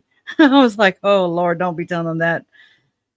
So I think that's why I don't think it's just a religious thing. I think it's just this elite. It's elites versus us. I mean, or whatever. The not so elite.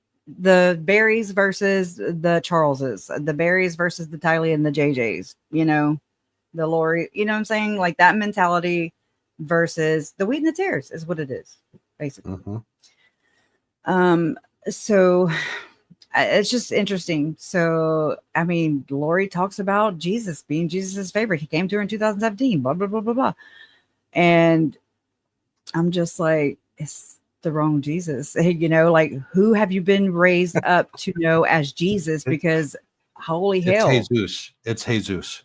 And that's what Alex said. He did say he meant Jesus in jail, Oh my Shocker. gosh. Shocker. So gross. But he was a comedian, so just know that. Right. Okay. Yeah. I'm a little bit of a comedian too, but not that disgusting. Yeah, we all are. Right. Yeah. That's what Lori has been peddling. She's like, but he's a comedian. Did anybody tell you he was a comedian of the family? Nobody gives a shit. He's part of this generational crap too. Yeah. With all the making the voices and all the things. And I saw that bit. I saw that bit with Adam, and I saw his stand up, and I did not crack a smile the entire time for either part of it. It's just not funny. It's not sad. funny. Yeah, he's not sad funny at all. And disgusting. And it's just like, wow, And I mean, just knowing what like Debbie, his first wife, said about Lori and Alex's relation. I'm sorry, this plays right into this belief system right here in this what's being reported right now. What I'm reading to you. That's what this is. It's a very effed up, chaotic, dysfunctional way of thinking, but they think it's normal. And we're like, what? It's scary. It really is. It says for CS members, this is interesting. The game around meaning. What? Wait, for CS members, the game around meaning was of great significance for their attempt to maintain their cover. Oh, the game around meaning, like Lord. I'm saying Lord, but I'm really talking to the Dark Lord. Okay, right. I get it. Sorry. Okay, so it says the quote from Alice in Wonderland comes to mind. Quote, nothing would be what it is because everything would be what it isn't, unquote.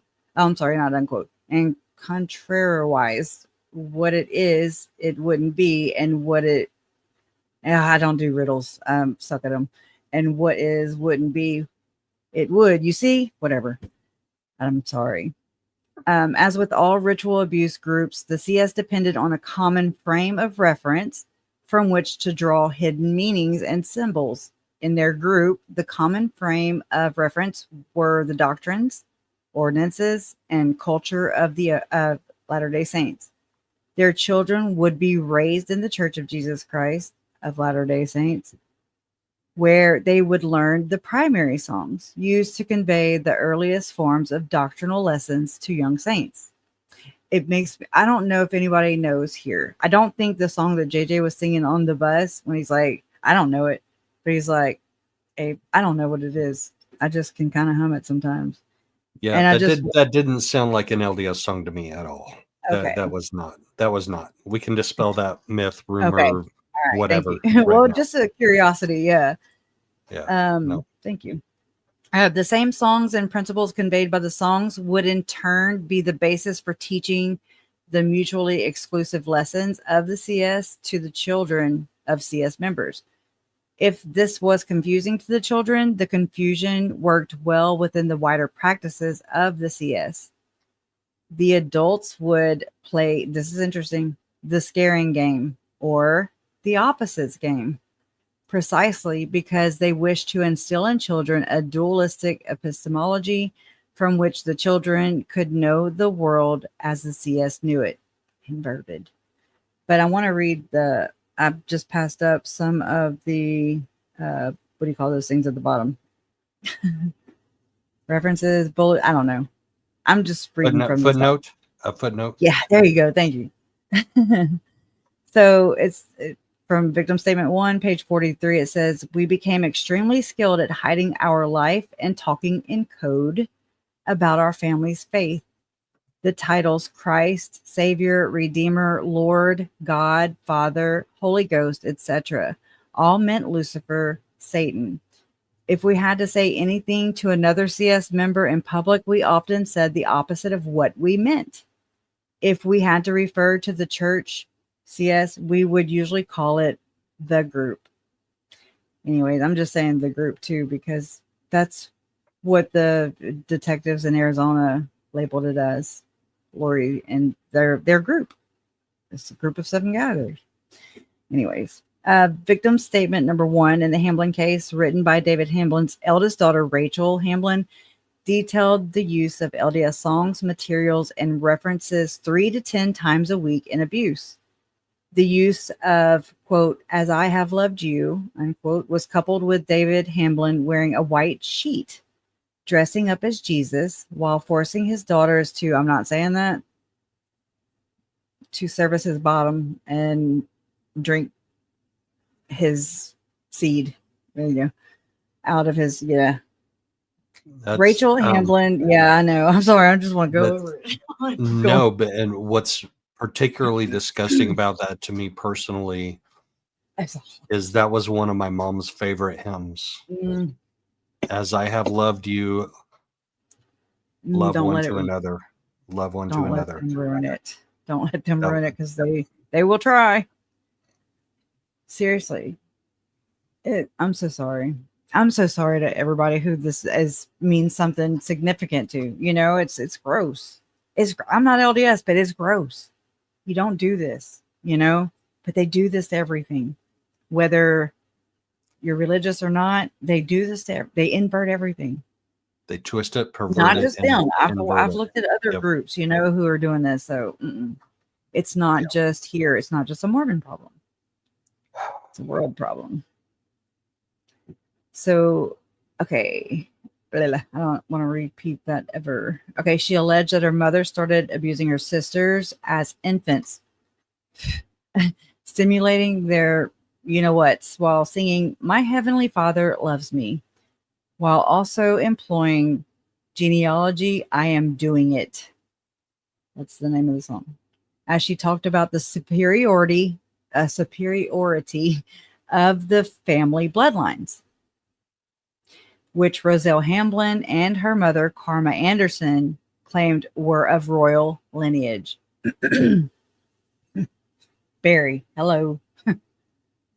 These common frames of reference were critical to the systematic abuse CS members had developed over generations to produce children who would comply with the abuse while growing up to become adult perpetrators of the abuse on future generations.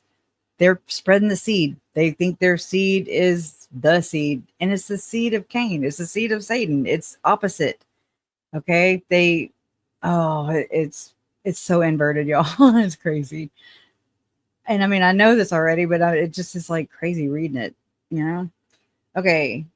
And then it's to infiltrate, it's to continue infiltrating. And I think this is just another way that well, I'm of the opinion, I'm kind of confessing, I've said it before, but it's not my belief. I'm just trying to share with you what I found in my research. Do with it what you will. I'm following them. I'm like, why are they all trying to speed up the end times? Why are they all profiting off of death, destruction, just doom and gloom? Why is Julie Rose selling all these, tents and instilling fear and driving fear? People do crazy things when they're scared. It's proven. And I've researched Mormonism at this point. I've researched, why are they talking about the founding fathers? I've already landed in the damn Constitution. I'm like, what? Out of my ear. I'm researching the Christopher Columbus because, yeah, he comes into the story. Of course he does. And the Mayflower, how Lori in one of her past lives was Mary French, allegedly, which was Joseph Smith's great whatever grandma. I don't know, some kind of great grandma. In another life. She was a Mayflower effing passenger. So I looked up the whole damn passenger, list of people. Does that make it generational incest if you later on down the road? It makes me crazy. Oh yeah. If you later on marry somebody that was like a relative back in a past we were life. married before, 11 times, Oh my gosh. Forcing a narrative for sure. Well, and you got to think, I thought about this yesterday when Lori said about, she straight up was like 5, she said 7 life sentences. And I was right there with Nate. I was like, oh, okay. You're not talking about probation. You're talking about, okay, real life. All right. Back to real life for a second. That was actually a really funny point. That was, yes. It was. I mean, cause I was like, oh, me too. Had me. You never know.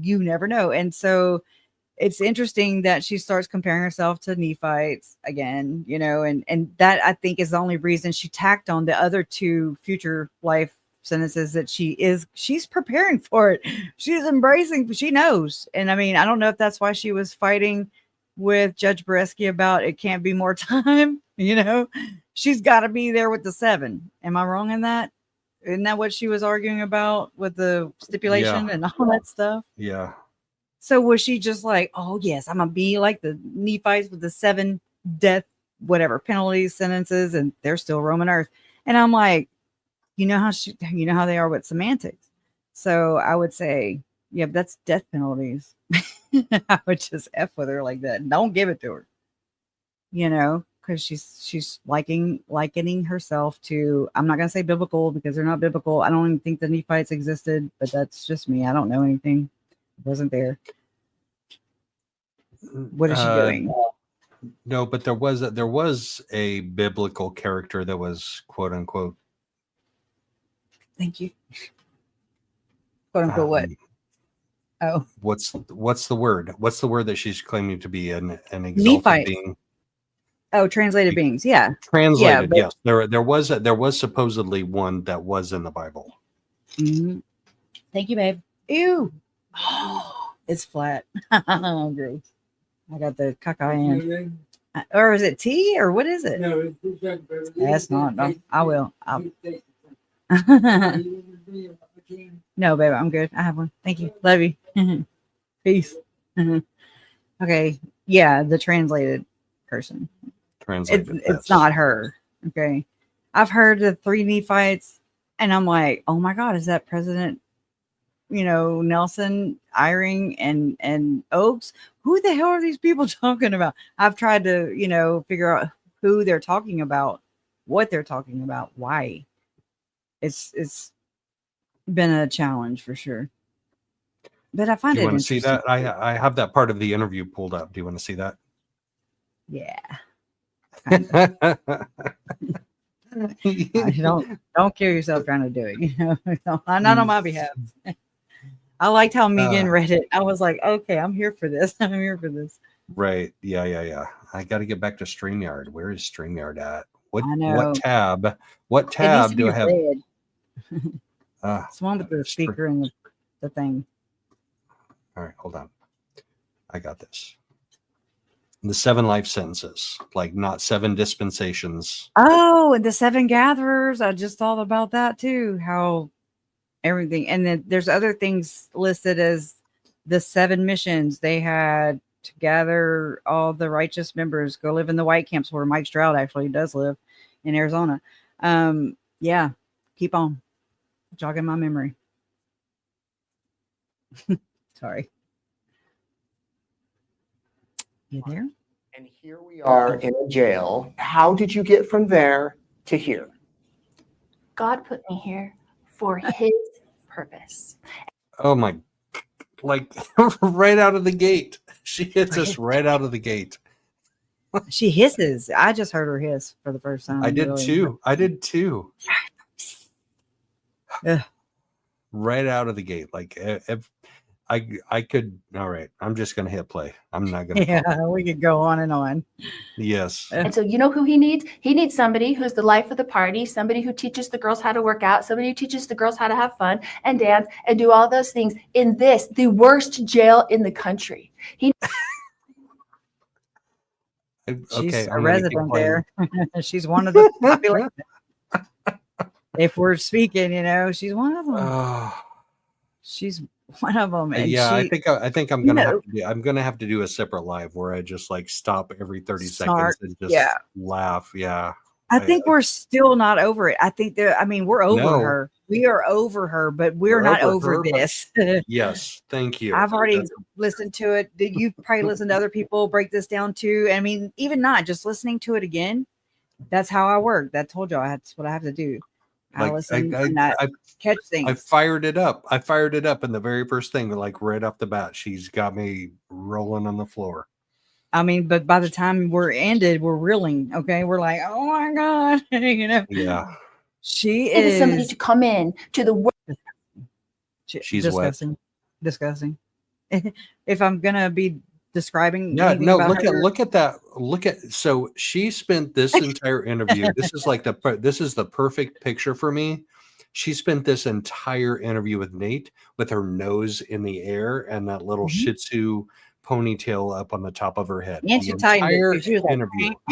I was like, no, I laughed. But yes, she's always looked down her nose like that. I didn't know all this stuff when I was in my when I met her. 2006, hell, I just had Ashlyn, so I was 27. It was not even she wasn't a pimple on my, what.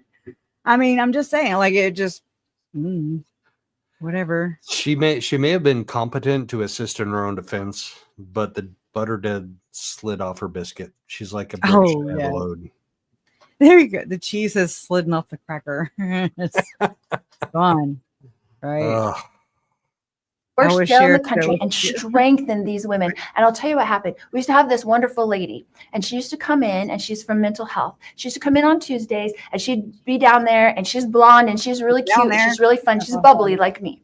And she would come down there, and she'd try to get the girls to. She's really cute and bubbly like me. Yep. She always relates everything back to herself. Always. She's a narcissist. Just like she says there's no victims. And then he's like, are you saying you're a victim? No, I'm not. And then she's like, I'm a victim. That's my kids. And I'm like, wow, that didn't take long.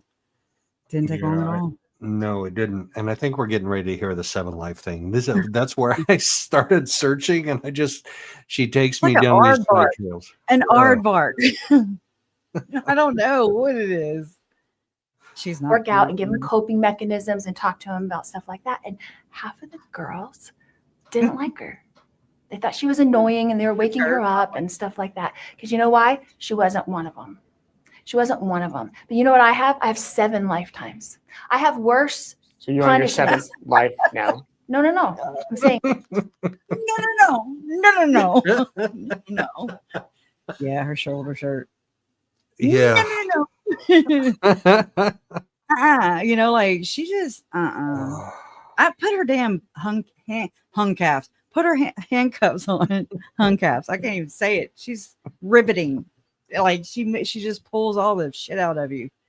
Maybe she cleanses the toxins out of us. She's hopefully. the human laxative.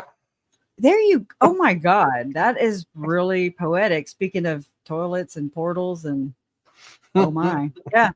No. And he's like, look at him. He is dead serious. He's like 7. Rewind it. Like, okay. Yeah. Okay. All right. Again. Yeah. Well, fun. She's bubbly like me.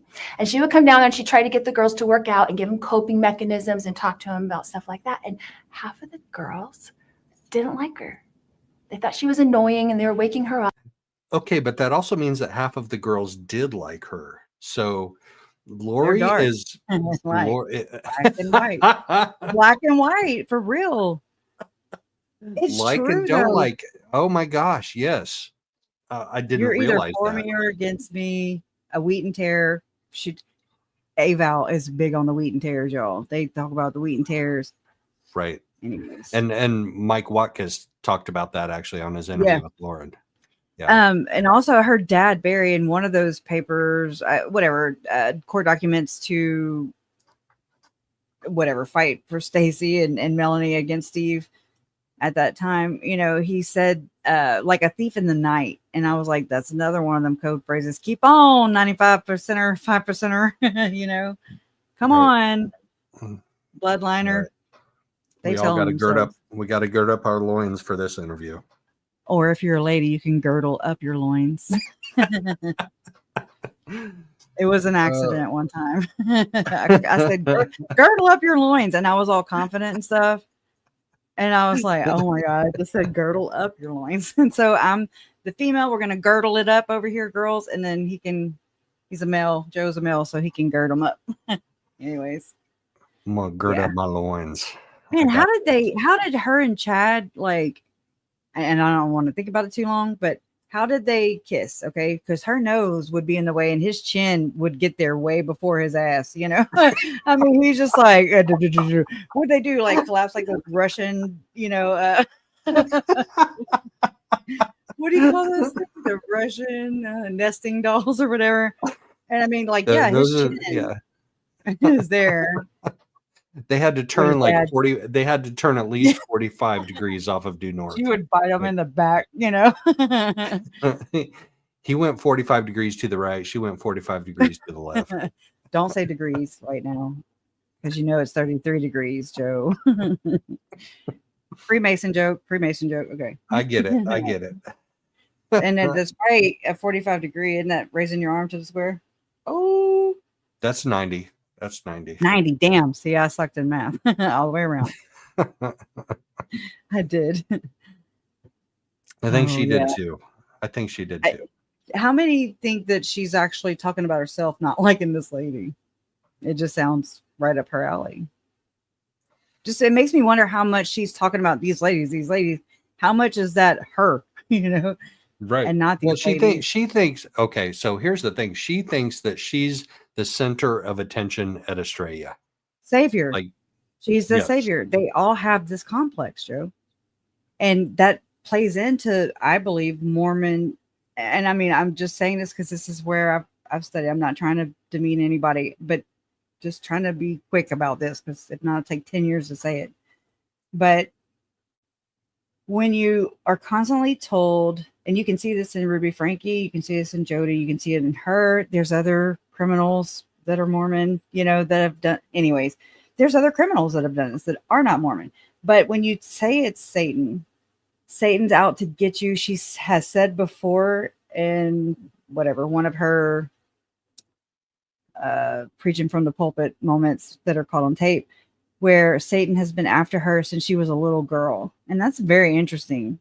That's a very interesting statement to say. It's very profound, because who told her that? Why? Is this satanic ritual abuse with Barry and Janice as temple workers, allegedly? I'm just asking questions. I don't have the answers, unfortunately. It would take some people who were telling the truth and being real to come forward and bring truth to their grandchildren's murders. Right. And that at if that point is when I could only then start to respect them. Not until then, because there's none. They're too busy being defensive. Sorry. No, if Satan was out to get her at a very young age, that tells me one of two things. And it may be two of two. It may be both of these things. Either she's very egocentrical and she believes that she was preordained for something at a very young age. He does say that in this interview. And I mean, I knew that anyway. Yeah. Right. Or she went through some really, really difficult things at a young age, like maybe SA. Yeah. I am, if I had to, I'm not a betting woman at all. I would bet the house on the ladder. That's where I'm at right now. And I could never pinpoint it. And it's not just what has been coming to light on, with Megan and who, it's not just that. It's all the things have been adding up, conversations with you guys, pointing things out like, this isn't normal. This, you couldn't pinpoint it. I couldn't. There's just red flags. You just look at all of the red flags. Yes. I mean, this has taught me so many things, so many, unfortunately, but not in vain. Their deaths are not in vain. So if it's to teach what, there have been other women out there and men, to be fair, that have been SA'd that have never unalived their children and spouses. I've been SA'd. Never have I unalived anyone else. So that's not an excuse. Like that's right. And so I feel so bad for Stacy. I'm telling you, I texted Megan on June 5th. Okay. But I didn't know. I was watching her channel, but it was the trial. It was trial coverage, and I was like, and this sounds so, but it's like word vomit. Like I have to get it out. If I don't, then I'll never forgive myself. But I'm getting to the message real quick because I was already thinking here before Megan had Kirsten on. Let me just use my search bar like a normal person. I'm not a normal person, so don't use it like I would. All right. Okay. Oh, no, spell it right. Okay. So, okay. Yeah. On June 5th, I'm watching your morning. This is me to Megan. I'm watching your morning live stream and I'm just getting to the part when you switch to Law and Crimes live. I'm trying to track it, right? Law and Crimes live coverage. And I want you to know that you're not alone in your thoughts. Okay. Yeah. But let me skip forward. Okay. In your live stream video at around the 51-minute timestamp, Trina says Lori logged into her own Google account under lollytimeforever@gmail.com. And it struck me. I've heard this before, but I mean, it's something. I don't know what it was. It struck me. Is there any chance that Janice and Barry maybe led Lori to believe that she is her dead sister Laura's reincarnate? Should you not? Under the understanding that Lori has spewed the same thing about Tylee being Stacy's reincarnate. And then Chad texting Zalema that JJ would die young and would be Colby's future child reincarnate. But so then that extends to Chad's belief. So I'm just like, where is this cap? It's not a far stretch under the same type of belief. In fact, there are actual rituals, and I'm going to have to look the name up of the actual ritual that has been reported by other SRA survivors, to which spawn from Aleister Crowley. Moonchild, something Moonchild. I don't know. But I just, come on now, that's different. That's like 1, 2, 3. I mean, that's like 4, 5, 6 different people and just boom, boom, boom, in one woman's family. So it's like, I think this is it. I think that she told Tylee that she was Stacy reincarnated. I think that Janice and Barry told her that she was Laura. I thought it was kind of odd that she named Lori Laura, after Laura. And Laura, baby Lolly time forever. Is that an alter ego? Is this a parts theory? Is this paterfamilias, David Hamlin? Is this Barry Cox? That's what I'm saying. It's like, it's easy to kind of see it there. Barry Cox was paterfamilias, 100%. Yeah, Like, you think so? He's not an attorney. Come on, Barry. Come on, sue me. Come at me, bro. FAFO. FAFO. Right. Oh, yeah. Oh my gosh. Just tell him you're better than him. You're superior. I haven't gotten a speeding ticket in 23 years. How's that? Oh, you better knock on something. Right? That's tomorrow. I'm totally getting one tomorrow now. Oh God. So Megan, she was like, "Love you so much." She said, "I don't know about Janice and Barry telling Lori that it makes my head spin." And then here we are, fast forward to the end of July or end of June, and she has Kirsten on, and she's like, rah, rah, rah. And I'm just like, "Oh wow, there's that." Can't close the door to that. It seems to me, and this is not a psychologist, psychiatrist, lawyer, legal expert speaking, like You're really bad. I'm an everyday Joe Schmo. That's what I am. That's who I am. It seems like a really bad mix of religion and familial. Oh, incest ish. I wasn't gonna say that. I wasn't gonna say that. I was just gonna say I said the B word earlier. So toxicity, dysfunction, familial dysfunction. He's saying what Joe is trying to say is Bubba humps. Okay. And then you get the rest of the story. You get it. Okay. That's not because y'all remember how Debbie, Alex's first wife, reported that Alex thought she was weird. Debbie was weird for thinking that they were weird for him bouncing his sister up and down and making sexual sounds and sexual acts stuff. Okay. And there's other stories that also, we've heard from people who are I want to say a lady who was friends with Lori, who Lori confided to when she was younger. I think it's in John Glatt's book, but I'm not sure. It could be Leah Satilli. There's also a story that John Glatt wrote about in his book about Lori, where there's a 16-year-old girl who was murdered and she was friends with Lori. And I'm just like, get the hell out of here. SRA, man. I don't know.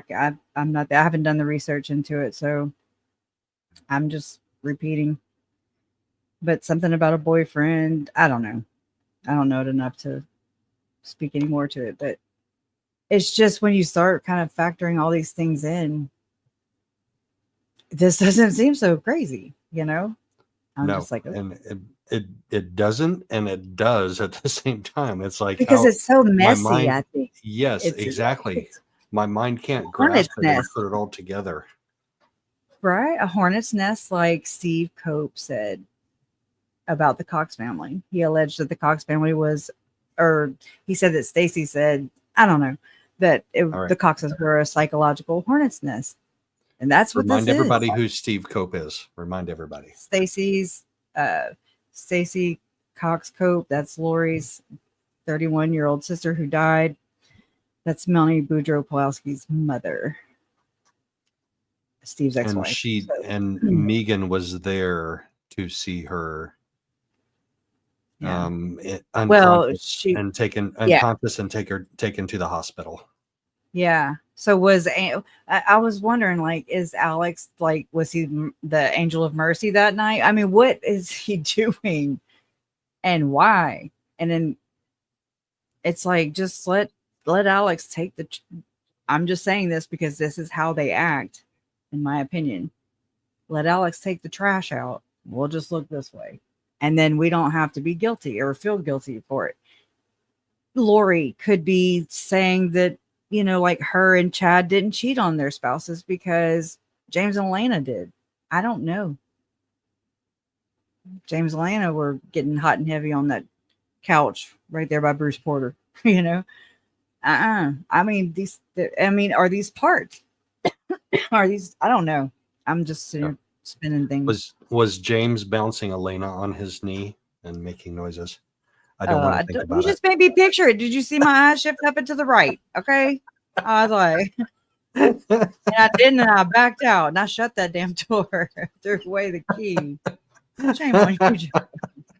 I went there. I brought you there with the chin. though. I got it back in the nose. All right. Okay. So we've been talking about David Hamlin and RSA. Well, no, we're not done talking about him. We're going to talk about him a little bit more. So SRA. Yeah. So, or if people don't feel comfortable enough, like, just say it's ritual abuse. RA. It's heinous, egregious, the worst kind of child abuse ever. That's what it is. So tell me about Sean Combs, P. Diddy, how that also relates. I don't know. Is he? I was watching the half verdict. They had a half verdict. I was like, that's a thing? Yeah. We done been through what? Chad, Lori. Oh, I've already been through 3 trials just with one, just this case. Okay. And I'm like, I didn't know that was a thing. Holy crap. So does that mean he's guilty or innocent on that? Oh, Here we go. Oh, I'm not on that screen. So. Of the music mogul Sean Diddy Combs has reached a partial verdict. Our correspondent John Sudworth is in New York. Bring us right up to date. Hand. I was married to a Brit, so. Well, Jake, this is a massive moment in a trial that has lasted 7 weeks, involved more than 30 witnesses, and in the dock, of course, one of the music industry's most iconic and wealthy stars. At the heart of this case is the question about the true nature of a man who was once feted by American society, showered with music industry awards, and given the honorary key to this city just a little more than a year ago. This trial has shown a very different side to him, abusive, controlling, and violent, aspects that the defense have not denied. The big abusive, controlling, and violent aspects that the defense has not denied. Right. They owned up to it. I was right there listening. Well, not listening to them, but listening to the reporters, listening to the Joe Schmoes of the federal case. Okay. Yeah. This Joe Schmo wasn't there, but I know. There are other Joe Schmoes there. Definitely. Joe Schmoes. Question for the jury, though, is whether that behavior amounted to a criminal enterprise. At the heart of this case was a video released showing him violently assaulting his then girlfriend, Cassie Ventura, in a hotel room a few years ago after a so-called freak-off. The sex parties that have been so discussed in this case, such a central part, which lasted for days, involved large amounts of drugs and baby oil provided by his assistant.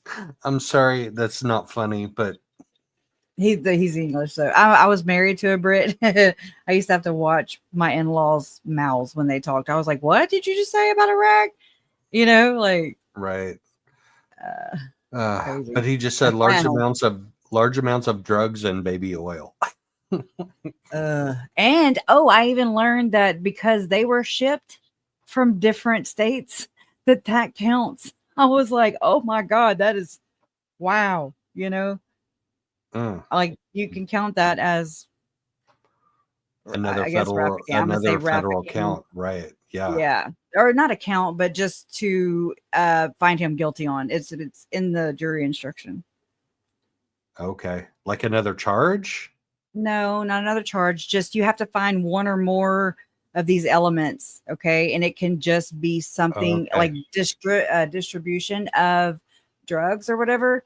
It doesn't have to be somebody asked you and you supplied, and you exchange money or anything like that. You could just drop it and it fall in a damn crack. Okay. Right there between you and the other person. And that is distribution. Gotcha. I was like, dang, noted. And which the prosecution say involved the coercion of people like Cassie Ventura to take part in them. Now, the defense have said that although they do not dispute that Mr. Combs has occasionally behaved very badly, all of those sex acts were consensual. Essentially, they say that domestic violence is not the same as the charges that have been leveled in this case. Right. Sex trafficking. He could be acquitted. He has Or, occasionally behaved badly. Yeah, okay. Does that not sound familiar? Does that not sound like something the LDS Church would release? Good girls gone bad. I mean, yeah. Yes. And right here with Lori. I mean, just if Chad's a Satan, he sure is a good one. Oh, a good Satan. That is the biggest oxymoron ever. You know? It's like an honest liar. You know, it doesn't make sense. It's like they say both things and they want both to be true. Right.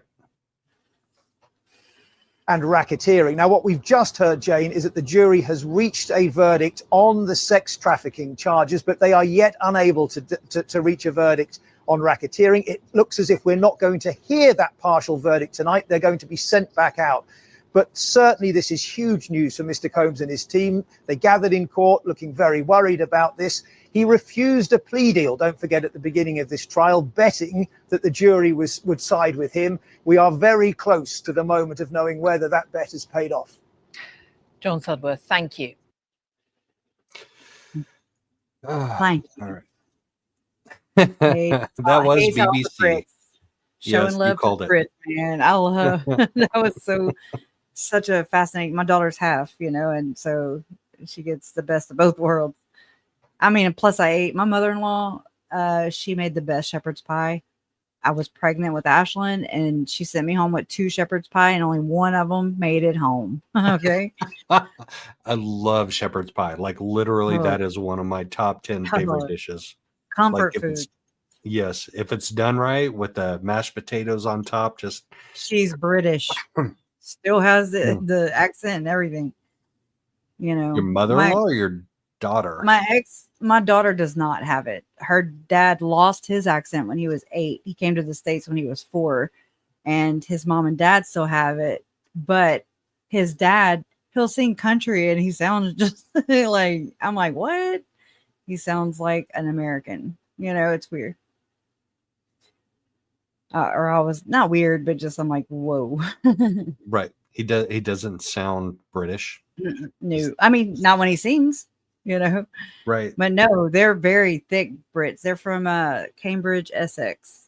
I don't know Essex, what that is on the map. And wasn't Robin Hood from Essex? I'm just kidding. I don't know. I'm an American.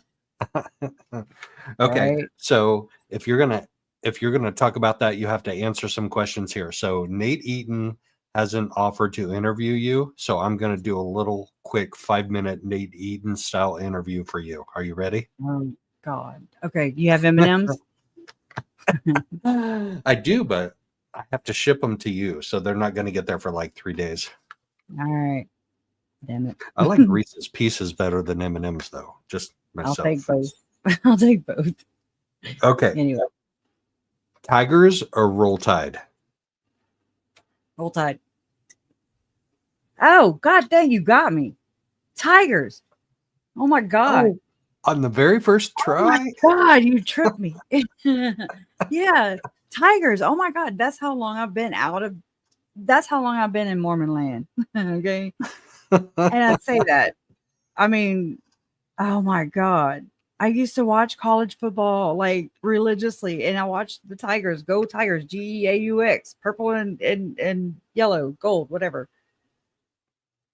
I mean, I sing their little song all the time, but I can't say it on here because it's nasty. Yeah, right. Anyways. We're drinking. One of us will. All right. Yeah. So you can correct that. That's okay. You get one correction, but you don't get any more. Natalie is shaming me. She knows she's from here. I'm so sorry.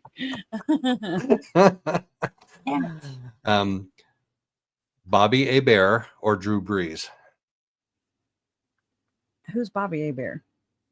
He used to be a quarterback for the Saints.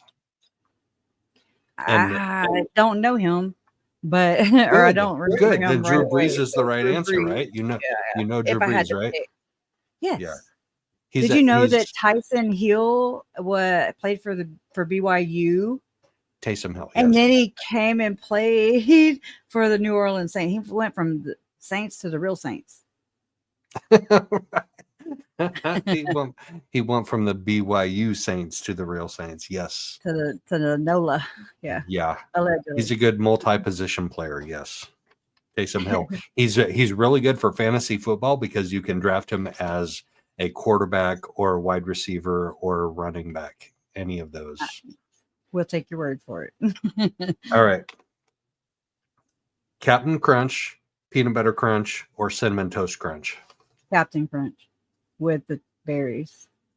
Ooh. Sometimes all berries. You know. Okay. All those good things. Grilled cheese with tomato soup or bologna and Fritos? A bologna sandwich with Fritos. I would have to go with the bologna because, yeah, tomato and cheese sandwich. No. So number two. Neither. Natalie said right. I was.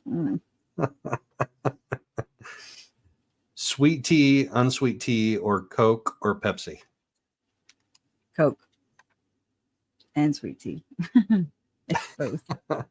Dr. Pepper, really. But anyway, go ahead. I'll try to stick to one. It sucks. Do you mow the lawn or cut the grass? I cut the grass. Well, I gotta ask you. Is it a weed whacker or a weed eater? Oh, it's a weed whacker. Totally Negative. a weed whacker. Negative. I'm going weed eat the ditch. Going to tear my legs up. All right. When you go to the grocery store, do you use a shopping cart or a buggy? A buggy. I use a buggy. You are so from the South. Is it a foyer or a foyer? Right. Exactly. Yes. When I moved to Atlanta in the early 90s, that was my first like culture shock moment. I go to the grocery store and we're going down the aisle and some lady is like, do you mind moving your buggy over? And I'm like, my what? My what? Damn Northerners, damn Yankees. And plus she got to tell you to move. I'm just saying. Right. Exactly. Yeah. Like, right. move. Get out of my way. I always feel so rushed in the grocery store because if somebody is behind me, so to speak, I'm like, oh, I have to let them go around me because don't just be inching up when I inch up. We can't be inching up at the same time. I'm like, okay, just go. Weird things that I do. Okay. Shrimp etouffee or shrimp boil?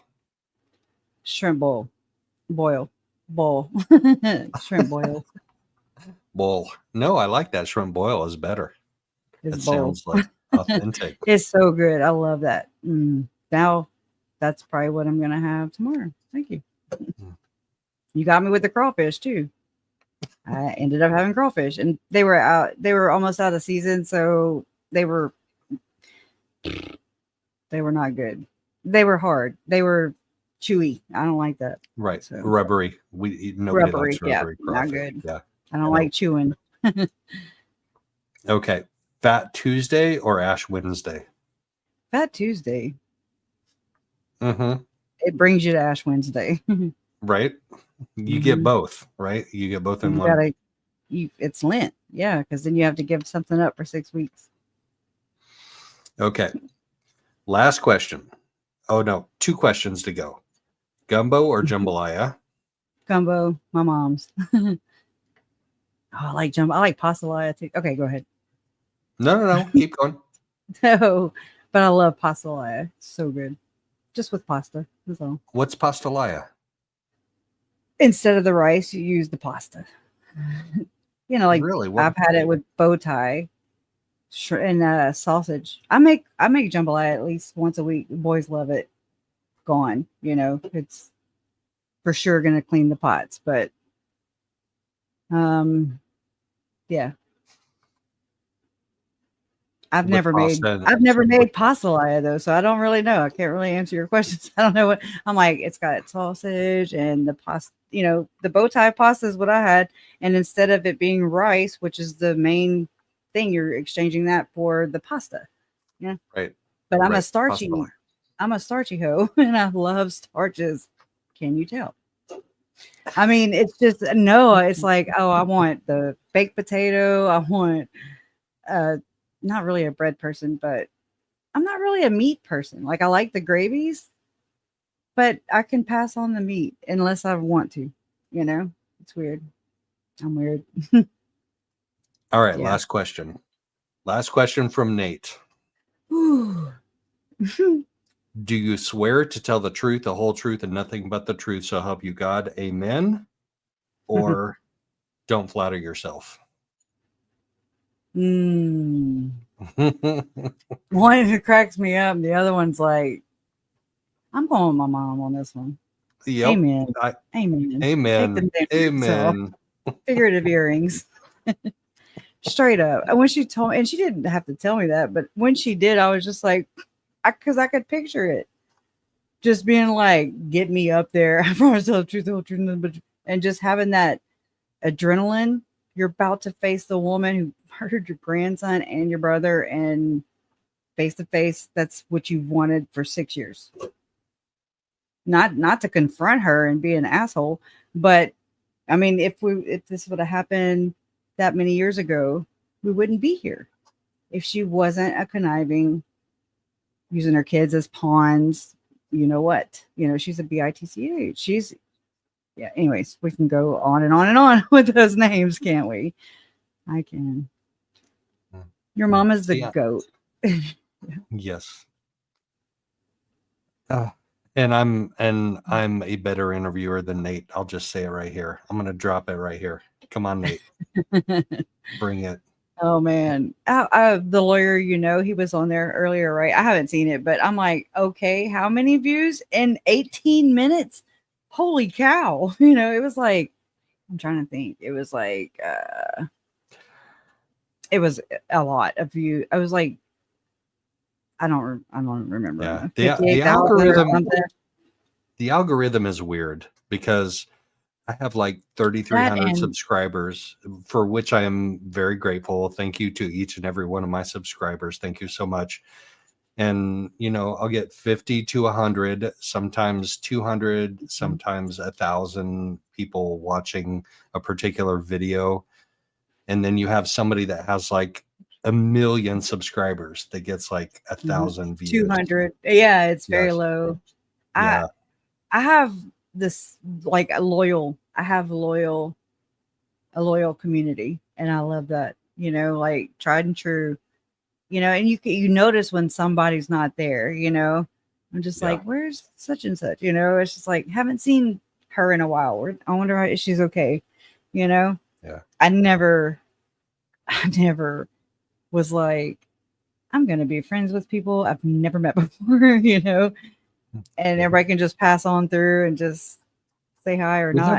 We have a lot of crossover community though. So thank you to everybody that subs to both of us. I appreciate that very much. And they're all very intelligent, very thoughtful, and yes, and very patient, right?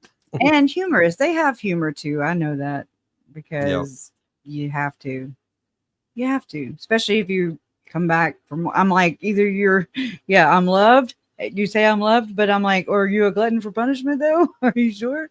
Because this is crazy, but it's less crazy with all of you. It really is. And thank you, because I kind of try to picture what it would be like if it weren't. I don't want to use Lori's damn brag and say it's a high profile case. Yeah, she's so dumb. But she made it a high profile case because she's extra and she's nasty. This is what nasty people do, obviously. But anyways, yeah. If this wasn't, and like, let's say it was just me and mom or just a family, you know, ordering the FOIA docs and then sitting at the kitchen table and being like, what the hell do you do with these? You know, I would have never, can you imagine? Like my mom has barely even gone into the FOIA docs. Like, you know, I tell her some things and I've told her some things, and she's learned, like one time with Justin Lum, told her about the docs and she was like, I haven't seen those yet. You know, and you can tell, like, I feel like it's like, let me do this part you do that part, that's hard, and it's hard watching mom and Larry go through this, and I've watched them age on. I mean, I've watched myself age now that I think about it. But I mean, just to watch them on TV, it's weird. First off, it's just like I just want my mom and dad, I just want things to go back to how they were before, where it was just mundane. And it Yeah. was like, hey, what y'all doing? I mean, where it wasn't such a hard thing to do to carve out some time for each other. And then I talk about this all the time. They don't. So it's like, it's a balance. And so everybody grieves differently. And I respect that. And I also find, there's a frustrating side of it too, because that's why I was happy to find Megan, like I don't have to hold back with her. I can call her, I can text her, and I can be like, F that, whatever, or just be myself. And same with her. Like, even about the Nate situation, I've noticed people feel all types of different ways. And I'm like, they do. This is my family, though. This is their blood. This is their blood. And this isn't just them. This happens all the time to so many other victims. But here's the thing. Here's the thing about Nate's interview with her, and however he got that interview. It is his job, but she also has your family's blood on her hands. She does. And I want to know. I want to know as a family member. I don't want to hear her. No, I don't. But you have to, sort through a lot of shit to get what you need, and that's what I've had to do. It's sorting through all of the shit in order to find the truth, because she's never going to say it. She's never going. I will not believe her if she does. She could tell me the truth and I'd be like, that's not what happened. She's caught and she can't stand it. And I got to say, it's fascinating to watch her do so many mental gymnastics. It's crazy.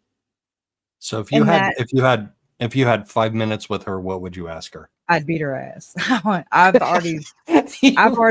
You wouldn't ask her shit. Like, Mom, she's going down. Mom, Larry, just let me go. When she first was extradited, from Hawaii to Idaho, and this is kind of weird, but I was like, just let me go. I was like, I'll catch a little charge. I'll get in the same, thing with her. It's not big, and I was like, because it was all about the $1 million life insurance. It was, and then my mom didn't change it. Charles did, because she was being a raging bitch. Okay. So maybe don't be that. Maybe wait it out till the end, freaking idiot. Like you're going to do all this extra covert sneaky planning, then what the F? You're stupid, like she's what do you call that? The front of the brain, the front reactive level. Oh my gosh, what do you call that? It's not the medulla oblongata. I learned that from Waterboy. Impulsivity. Oh my gosh. Impulsiveness. There you go. So she's very impulsive. Something my Uncle Charles even texted her. He was like, that's always gotten us in trouble, because you're always so impulsive. And I'm like, check. But like, all she had to do was wait. You just created like a little short for me. Like I would beat her ass is totally getting posted on tomorrow. Put it with amen. No. Well, I mean, for real. But I did tell my parents, I was like, I'm for real. I will go catch a charge. I will get put in the same jail as her. I'll find my way to her. Don't worry. And then I was like, I won't touch her. I promise I won't touch her. I was like, I'll just sit there and talk and bump my gums until her effing ears bleed. Where are the kids? What'd you do? How'd you do? Be annoying, because I'm trying to take the higher road, even in my fantasy. Okay. And so I told them, So I said that, and then I was like, then you come bail me out, and I'll be like, oh, okay, with the $1 million, thanks. You know, I mean, just being stupid, petty. But a few days after that, my ear bled. So joke's on me. And so don't be wishing that. That's what I'm saying. Because I was like, I'll talk until her ears bleed. And I was just like, okay, my ear's bleeding. For Whatever. real? It wasn't big. Yeah, I was like, that's that karma thing I talk about where I'm like, I get insta karma. You can see it so many times right here. Because I'm like, yep, I deserve that. Came right back like a boomerang. But whatever. Coincidence, I don't care. It's just one of those weird things. So anyways, I just So that's your 5 minutes is beating her ass for 5 minutes until I'll whoop they her pull ass. you off of her. I'll go from oh my god, is it I haven't been hood well, I've been kind of hood today, but I'll go from the cross to what is that? I'll have to think about how to be witty again because I ain't got it today. Just some days it's good. Some days I can nail it out, but it's been getting farther and fewer between those snarks, you know. Sucks. Maybe I'm running out of material. That could be it. Maybe we're running out. Maybe we're I'm running sick out of her. Yeah, exactly. Maybe we're running out of Lori. Like, Yeah. we're Oh, running out of definitely her. outgrew her. Yep. Definitely outgrew her. Yep. Bye-bye. She's just a trick. She's a trick. Yeah. She's a tricky trip. I mean, can you imagine if we saw the dance videos though? Where's the Clorox from my eyeballs? Thank you, Jesus. There is a God because those never produced. Okay. So we can just think about her in our minds, you know, where it's safe. And I picture her just with the leg warmers and she's a maniac, you know, just like going to town. Or Fame. Wait, Fame? Maniac is good because that's like she is. Yeah. That's Yeah. Tommy Boy vibes right there. Tommy Boy. I love Tommy Boy. He's like, not so much here, more here, where there's a big bruise. I don't feel it right here. I don't feel it right here. Flash it's dance. like right here. Yes. Yeah. You really, Constance Niemocker? I so want to see the dance videos. There's no way she's a good dancer. She thinks she is. You could just see her high stepping again with the big sweater, kind of like, what did I just say? Fame or what's that movie? Flashdance. Thank you for being my 2 second. I'm 2 second Tom or 10-second Tom. See, I can't even remember. From 50 First Dates with Adam Sandler and Drew Barrymore. Anyways, they did 2 movies together that were freaking amazing. Like, I cannot stand Adam Sandler movies like Tommy Boy. I'm not Tommy Boy. No, Billy Madison. Billy Madison, no. Happy Gilmore, no. But 50 First Dates. And yo, I loved it. Yeah. And what was the one about the wedding? It's with Jennifer Aniston. The Wedding Singer. The Wedding Singer. Oh, yeah, Drew Barrymore, The Wedding Singer. And Adam with the Sandler. 80s. That's awesome. Yes. Yeah. I grew up in the 80s, but I was born in 78, so it's like I wasn't like Lori in the 80s, you know, I wasn't like that age. So it's like, why? I love 80s music. It's crazy. Weird how I mean, I've listened to it all. I've listened to tech rap. I mean, just all of it. Country. I was in bands. I was a band nerd. I played saxophone. I sure did. I was in marching band. Yeah, so I was a band nerd too. And pit orchestra. Oh, that's for different. musicals. Orchestra. Yeah. Pit orchestra. Interesting. I was not a singer. No chorus for me. No. Tylee was in chorus. And in dance theater. JJ, I don't think he was I don't think he was He in was anything. he was on the tour bus. He was a singer on the tour bus. He's I'm Papa Larry Woodcock. Yes. Yep. Yeah. It was cool to go. Like I hadn't been to their house since the hurricane, since they had the fans, big old fans, like their shop fans and different doors of the house, to air it out. And that was right after Hurricane Laura. And there was JJ's note on right when you walk into the side door where we always go in, right where the light switch is for the kitchen. And I mean, you walk in and you're basically, it was a ranch style house. And so if you just keep going straight, you'll go all the way down the damn hall.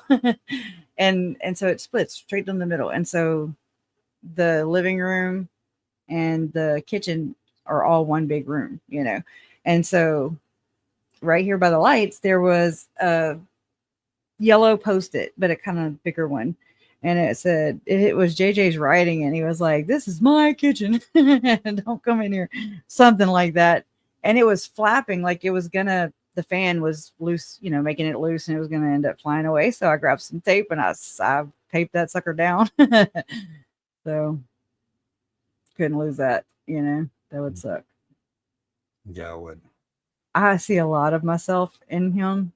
I didn't notice that any of this until after, till they were missing. And then I noticed mannerisms and stuff like that. And I was just like, man, all these years I didn't understand myself, and I'm just like, I see myself in him. We're just full of energy, like, I'm not saying, I don't know, but I really did see a lot of myself in him. I know. We know. Yeah. There was a lot of him and you and him. Yeah. And yeah, sometimes Mandy said that, his bio mom, and I'm like, what? She was like, yeah, your 5th grade picture. I was like, girl, no. That is the most horrible picture. I tried the teeth with the bangs, and oh my God, my cheeks. And I'm just like, But I also see my kids in my brothers in my kids. Or I see Uncle Charles sometimes in Todd's face. Sometimes I see Uncle Bobby. Yeah. That's how that works, anyways. Right? I don't know. I never knew I wanted to be an aunt. I mean, I just always assumed I'd be one, And I mean, don't get me wrong. I do have 3 other half brothers, but I was not raised with them, And actually, one of them, I mean, he's like 6. I have a 6-year-old brother. My dad's a pimp. No, my dad. Yeah. I was like, as long as you don't have any more daughters, okay? Can we stop now, though? Your grandkids are like grown and gone. And, here's some little brothers. And they're like 10 years. Everybody's like years and years apart. It's weird. My dad's cool, though. He really is. Like, he's just he gets along with everybody. He has a great personality, or he's been a hard worker his entire life. He's never drank, never smoked. Anyways, he's cool. Allegedly, I don't know. All right, get enough of me. Go ahead. Damn. Save me, Joe. Damn. Are you ready to wrap up now? It reminds me of, real quick, she was asking Nate to get on the boat. And I'm like, if he does get on the boat, she's going to kick him off the boat. It's a Titanic anyways. Right? It's where we're at. That is where we're at. Circles. Hey, y'all. Yep. All right, well. So do you have any videos that we can end with of JJ? Because I don't have anything pulled up. No. Okay. We'll save one for next time then. Yep. We'll save one for next time. How's that? We did the 17-minute one last time, so it should. Oh my gosh. That broke my heart. That literally broke my heart. I'm still recovering. Nene G, my mom, used to call me a bag child because I always had a bag. And so and I still do. And JJ, he loved backpacks and suitcases. Yeah. Well, another little thing. I'm not trying to take it away from him. I'm just like, wow. Yeah. Just one of those Okay. things. All right, Well, we gotta go. Oh, gotta go. Yep. We Got to go. Thanks so much for jumping up here with me and for talking about these difficult things that are so hard to talk about. Thank you. We have to get comfortable. We have to get comfortable talking about uncomfortable things if we want change. Yep. And to turn away. Oh my gosh. To turn and look the other way is to silence another victim. So let's not do that. Let's not. We're going to No. expose it. We're going to expose it as much as we can between me and you and everybody in chat. We're going to expose it. Bust it wide open. Everybody has a part in this, so you do your part. You know, go spread it. Be like, hey, you heard of blah blah blah. Yeah. Yep. All right. Bye guys. Justice for Tylee, night, Charles, Sam, everybody. Joe, and Brandon. All right, got it in. Love always wins.